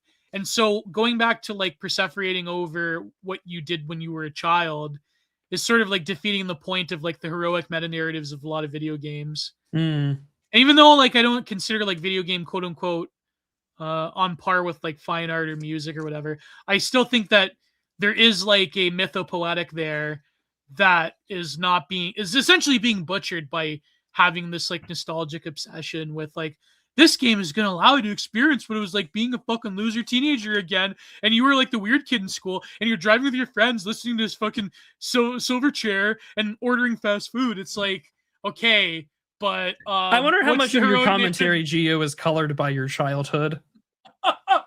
Like I've only known you as a grown ass man, so I'm very. That's debatable. That's story time for a later episode. Yeah, I almost want to be the psychiatrist and ask about your childhood. It was fun driving around ordering fast food. It was fun. Okay, I admit that. But like, it's fun going to Denny's at like 12:30 after school or after. You went to Denny's? Dude, I loved Denny's in Village Young. There's this guy on YouTube that works at Sonic. He makes all the drinks, like the fucking dirty sodas and the shakes at Sonic. And I'm terrified to read that or watch that content. It's on YouTube, and he's got like that's an info hazard to me. Do you remember that song from it was called Papa's Freezeria? Yes. He's got that song in every single video where he's making the Sonic like dirty sodas and shakes. Yikes. At like 4 a.m, someone's ordering a lemon lime fruit blast fucking Is Sonic even open at 4 a.m? No. Isn't Sonic 24/7? I don't know. I've never been to Sonic. We don't have Sonic in Canada. I'll take you. I think the closest one's like in Buffalo. I'll send you some. Well, if you ever come to Texas, I'll take you. Denny's just there in high school late night. I was at Denny's in Village Inn. Like there was a Village Inn when I was in college, right, not too far from where I lived, and it was great. What the fuck is up, Denny? I loved Free Pie Wednesday. They had free pies on Wednesday. I love Free Pie Wednesdays. Nice. Randall Shirker again for $2 says we're gonna force Gio to play Deus Ex. If there's a video game I want Gio to play, I want Gio to play Deus Ex. Oh, man. Holy shit! You need to play Deus Ex. I heard it was good. You need to play it. I want, please, someone next week pay Gio to play Deus Ex. Is it better than Dark Souls? Yeah, well, yeah, it's a totally different game. It's an immersive sim. I'm just joking. Someone mentioned Dark Souls, and I'm like, you mean Dark Souls? Like, Gio, you fuck, I'm gonna kill you right now. I'm joking. I'm not. I heard Dark Souls is like one of the most transcendental games. The very first one, I think, is one of the best games ever made. Yeah. June 2013. The game came out in 2000. Oh my god! And just imagine all of your favorite conspiracy talking points and New World government stuff from the 90s in a video game. In a video game. Holy it's crap. So good. I really want you to play Deus Ex. Anyways, no, I'm not. Grim says okay, but Yumi Nikki was actual art, not slop. What's Yumi Nikki? I have no idea. Let me look this up. Please look that up for me. Yumi Nikki. No, I'm not. Grim asking, we're in hell, aren't we? No, we're not. We're not. We're not in hell. We are. Is this like what do they call it? Is it like a 16-bit or 8-bit game? 24 Nikki Yumi. Or you mean Nikki? RPG Maker 2003. RPG Maker 2004 surrealist adventure game controls a girl named Madosuki, explores her dreams, collecting. Do they consider that a 16-bit game? This is our conversation. Yeah, this would be like one of those like RPG Maker 2003. It's like some sort of 16-bit, 32-bit game. Anyways, good to know. We're in hell. No, we're not in hell. We're not completely separated from God. And even if we were in his presence, it depends on how we wish to receive him that would make us in hell. We're not in hell. Trust me, hell is far worse. Hell is far worse than what we're in. Mm-hmm. You still have moments of joy on this earth. You still have communion. You're not in hell. Randall Shirker says gamers are truly the most oppressed in society. I agree. I wholeheartedly agree. But do they want their own oppression? That's a question. I think there are some gamers that have the this is the Zach Wienersmith argument against hell, where he's like, in hell there is no can't be real because there is no torture so there is no torture so great that mankind won't fetishize it. True. That's so I think some fetishize their own oppression. I think a lot of people don't. Yeah. No, I'm not. Grim says Dugan posted Cole, but Spencer is actual scum. For his quote tweet of Dugan's crash out. That was funny though. Then Dugan reposted it just to prove a point. That was funny. Real class of Titans right there. I missed out on most of this, crash out stuff because I have both Dugan and Richard Spencer muted on Twitter. I feel like I've done myself a great favor. Let's move on. It's too late to talk about this. It's too late. Since we're never leaving GG, I might as well. I mean, we will have to move on from these things. I do agree. We will have to move on. But the model of internet culture war has been instantiated by Gamergate. It's been instantiated by this example. But and people will compare it to this forever. But it will move on. There will a new generation will totally never remember these things, and it will move. There will always be shitty games that suck ass. That's very there will always be shitty consultants that use sexual favors to get ahead in life. Yeah, there always will be. Marshall McLuhan was very clear. So this Randall Shirker. Marshall McLuhan was very clear that violence is quest for identity. So what can one do when expressing violence is denied to you? You throw shit on Twitter. You virtualize it. Why do you live in a hyper gamified, commodified social media platform? Or you turn that violence inward. That's another. You either turn that violence inward and you mutilate yourself, or you look smacks, or you engage in parasocial shit flinging, and you become a turd flinging monkey. And actually, that's a YouTube account who does political commentary. He's still going strong, yeah. And you turn into a turd flinging monkey, or you become like a member of the American Communist Party, and you LARP like a revolutionary with your gun in the Florida Everglades, hoping one day that you get to be the next Luigi Mangione. Yeah, or you could Fed post on Telegram and Yeah. No, it's not. None of these things are good. By the way, we're not advocating any of this. It's this will not last forever. That's all I'm going to say. Also, what I think he also meant by violence as a quest for identity means what does violence do? What is the violence asserts a friend-enemy distinction. Exactly. Violence creates a form of distinction and difference, and distance. What was that quote?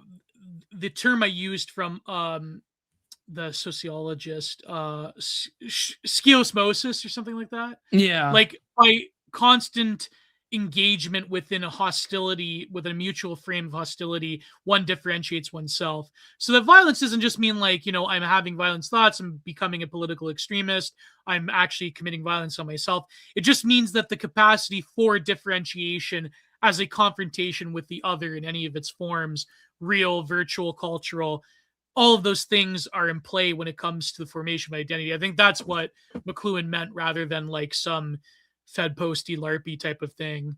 So yeah, and this is where you reify a sense of virtual identity into the real. Exactly, yeah. But I think Gamergate did that. McLuhan is also talking about violence as quest for identity, also in the reference to what was going on in Quebec in the 70s. Oh yeah, that's true. Yeah. And what's funny? Lest we forget, he is Canadian. Dimes and Judas, they had this whole bit in the FLQ, and they were led by these weirdo degenerates that didn't understand what the average person that would have been amenable to their message. Yeah. They didn't like understand like what these people actually thought and felt, and so it was like just a huge cock up. Like all the way many such cases. Yeah, many such cases. Randall Shirker again. Anyone else laughing at Candace looking into Quarter Pounder because he's that much of a thin-skinned loser and had a stuff break containment now? Oh, we're talking about the quartering. Candace Owens was talking about that. Was Candace Owens talking about him? I guess she was. I know. Like they're also piling. I know he deleted his Twitter account, and I know that some not so savory details about him were leaked, but I don't. Apparently, he was trying to exploit Sydney Watson, allegedly. I mean, look, man, if you're gonna be, I'm just gonna say it, and this is not a judgment call on him; it's a judgment call just in general. I'm just taking advantage of the situation. If you're gonna be a shitty person as a social media personality, secure the fucking bag, man, and get a really good lawyer. That's all I'm gonna say. Secure the bag. Yeah.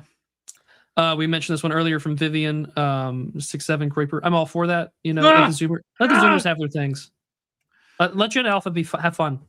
Randall Sugar, you can just do things. That is the answer. I do agree. You can't. We talked about this as well. You can just do these things. Mm-hmm. You've been doing this for 6 or 7 years. I have been doing this for 6 years. I've been also politically active for a lot longer than that.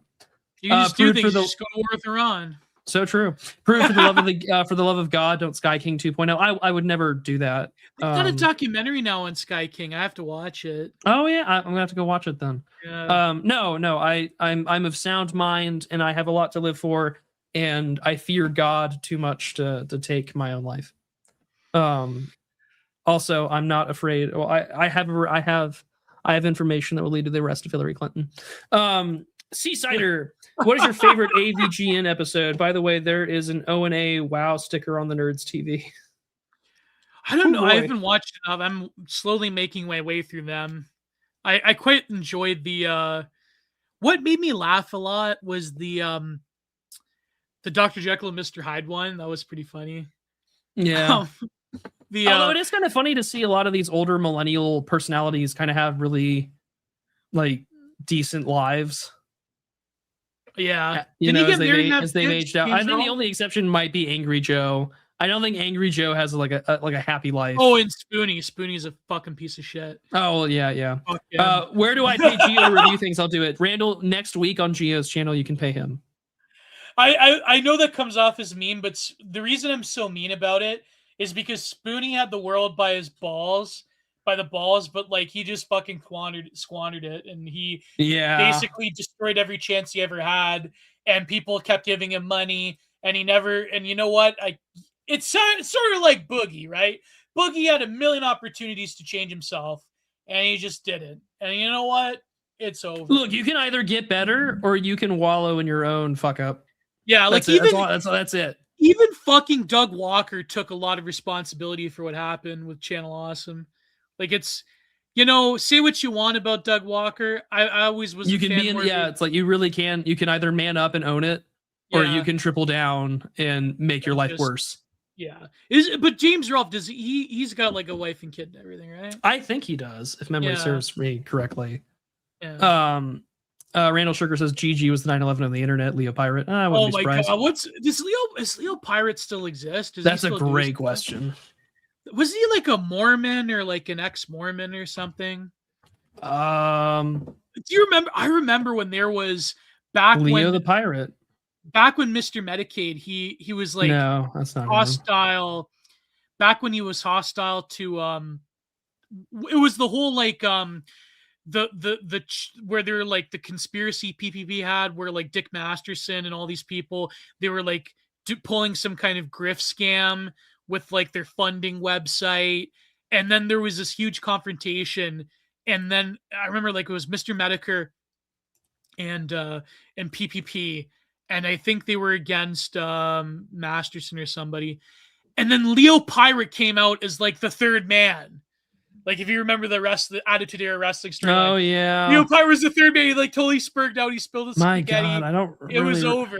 This was years ago. I don't think I remember watching that live. New Project 2, thank you, Saratoga. New Project 2, and then like Leo Pirate came in the stream. What a strange time. And they told him not to say anything on the stream. That didn't stop him. That didn't stop. Yeah, exactly. Moving on. Moving on from old lore. When Angry Joe did the Cole controversy top 10 trashing on Gigi, I knew when I saw Vivian with a guitar, I was on the right side of history. I was like 12 years old or some shit. You know, when people tell me how old they are on the internet, or I have a pretty good idea, That's like wild. it throws me for a whirl in the same way when Wingman was like, "Oh yeah, I made you review my mom's book." It's just like, man, there are things that I will just never unsee, and that's Being one of 12 them. years old, despairing at Angry Joe trashing Gamergate. Can you imagine that? Oh, like it was at that moment. It's an autobiography moment where it's just like, oh, I knew at 12 when I saw Angry Joe I was going to be a chud. It's just like, I want the autobiography to come out where it's like, fuck my stupid chud cell life, like a story. And it's just like, you know, I was 12 years old. I loved Gamergate. And it's just like, I remember watching him rant about a back credit card, and I just understood that this was my life now. You know, like I have dreams. And oh my god. Oh instead, my yeah. god.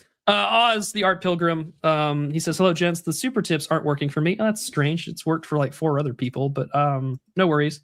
Glad to see you both. Paul noticed the art talk, Geo. Do VNs count as games, or do visual novels count as games or books? God bless. Oh god, that's hard to say. I would say books. They're definitely art. They are, but like the whole like mixtape thing has really thrown me for a loop, because like you could say like it's a game. Oh, you mean visual novels is like in a video game? Yeah, a visual novel. There's still an interactive feature to it. I mean, oh, you mean like wasn't that what's the anime one, My Hero Academia? Or yeah, but that's also real. Yeah. Like it's also an anime, but I guess it's also a visual novel.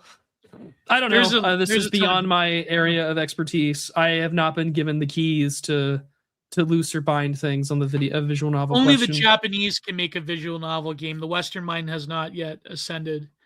Just ask Japanese Twitter. Yeah. Sean Schaefer says, God, gamers created influencers. Prude, when are you going to go on a non sequitur about getting snipped and committing? Yikes. Whoa. No, thank you. I don't know how to answer that question. You're talking about Atsun Shea. Sorry, that just clicked. I'm not. Oh, so he got, because Atsun Shea Films got a vasectomy and then talked about ending his own race. That was crazy, that video. That was crazy.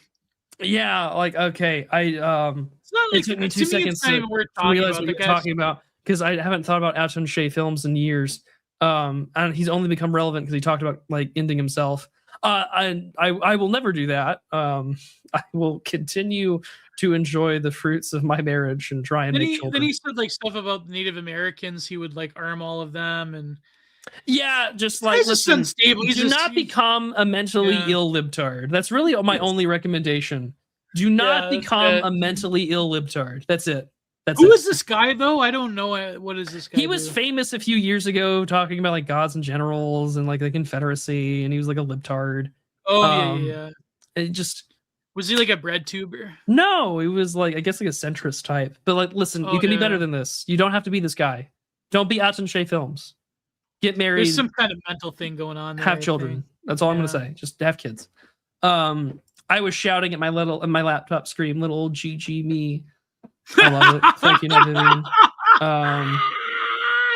This fucking guy was 12 years old and he was watching Sargon of Akkad This Week in Stupid. I see, like, this is why I feel such, like, I just feel like I was born, like, I just need a helmet that says born to chud. Because it's like, I've said this time and time again, I would drive my shitty 2006 Ford Taurus from work to college, and I would listen to 3 things throughout the day. This Week in Stupid, and Carl Benjamin, along with some other people. I really miss Louis LaValle. NPR's All Things Considered, and Rush Limbaugh on the EIB network. Those are the 3 things I listened to in college. It was a good time. Who would write the definitive GG history? I would love it if Carl would write his own take on it. But I don't know. You need someone separate though. You need someone who is present but not an outside observer. Also, I saw Michael Tracy today with a photo with Lauren Southern. Oh god! Finally, someone he can fight. Oh, Oz the Art Pilgrim says, I'm thinking of paying both of you to review a visual novel.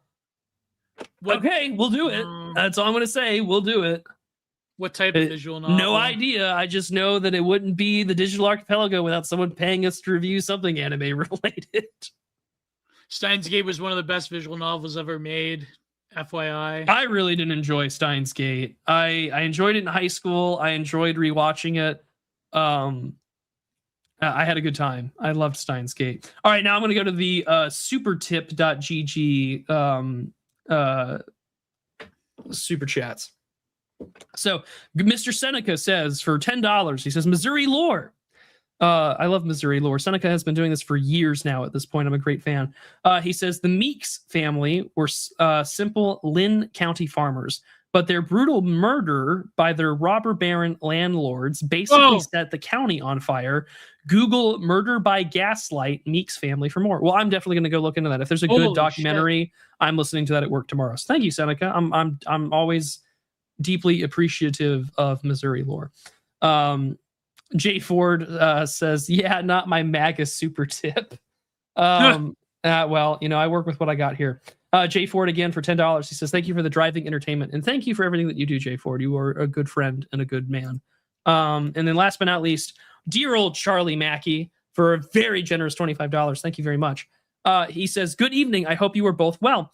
I don't know if I've asked before, but have either of you seen / played Cultist Simulator or Book of Hours? A very interesting games about occultism and such. I have played a few hours of Cultist Simulator. It's an interesting game. Yeah. I liked it. It's not my usual cup of tea for games. And I'm not as well versed on like occultism or esoterica. I have some books on it. I tend not to read it for obvious reasons, but it was an interesting game. I liked it conceptually as like a card thing. I liked it. So I have no complaints there at all. So we're good. Yeah. Then we got one more Sean Schaefer. Oh, we do? Yeah. I guess it's hard because it's still an ongoing event. Well, then tell us just to review an arc. Yeah. Or I guess it's hard because it's still an ongoing. Oh no, you're not the one who talked about reviewing. Oh, Oz said like we need a Wendy paint. We need a Wendy painting for GG. Like that would be interesting. Like an Aberration of Heartland of a Real style like Game Brigade book about like different interpretations, and they would go on. Yeah, for, like, I mean, pages. like that would be something. Kind of visual novel. Geo, get your head out of the gutter. Do Carson Mell's animation from like 15 years ago. Shinto and Bobby Bird. He also wrote the show Silicon Valley. Oh wow. I don't know. Yeah, I know Dimes likes that show. I like the show. I haven't seen it. I've just seen the clips with all the Walter Goggins scenes, and I have found it enjoyable because of that. Yeah. But that's all that we have. Next week, Geo and I will be live on Geo's channel. We will be reviewing Shadow of the Torturer as a paid review. Again, you can pay Geo and I $100, and we will review something on Digital Archipelago, courtesy of your hard-earned money. You are the people that keep the show going. Without you, we would be, shilling Chinese drop shop products or like Mike and Cap and shilling peptides from obscure Chinese farming. Research peptides. Yeah. So I say this all to let you know we are sponsored by viewers like you. And in a way, we are right-wing PBS. We love our viewers like you. We love our sponsors. We love the guys the phones are standing by to take your super chats. We love you for that. We will do the telethon so we can have Geo come down to Texas and we can do a show live. Oh yeah. I'm going to Geo operators are standing by. Remember, go to Glacier Aminos. That's right. Is that what it's called? Glacier I have Aminos? no idea. I'm waiting for Jay Ford or someone to Mike Ball to tell me what it is. That's insane that it's an actual thing and they actually get sponsored by them. They're sponsored by a peptide company. We are the organic podcast. That's very true. That's true. We are still waiting to secure the bag. But nevertheless, we will be live on Geo's channel next week. I will be live tomorrow on my channel tomorrow evening at 8 o'clock to discuss another episode of Do You Even Read with Dimes and I reviewing Grayson Quay's The Transhumanist Temptation. And this will be the first episode of Do You Even Read, where the author comes on the show. So I hope you all tune in tomorrow. I have the whole Tate Brown interview available for channel members. You can also go see it on Tate Brown's channel. But yeah, and I've got some paid content reviewed coming up soon as well. Gio, we will be live on your channel next week. What else have you got going on? I'll probably tomorrow, hopefully I can release the review of the series Day 5, where if you sleep, you die. It's very good. And there was only 2 seasons. It's just like amazing. What happens when you don't watch the show. You skip, you die. Exactly. It's very good. All right.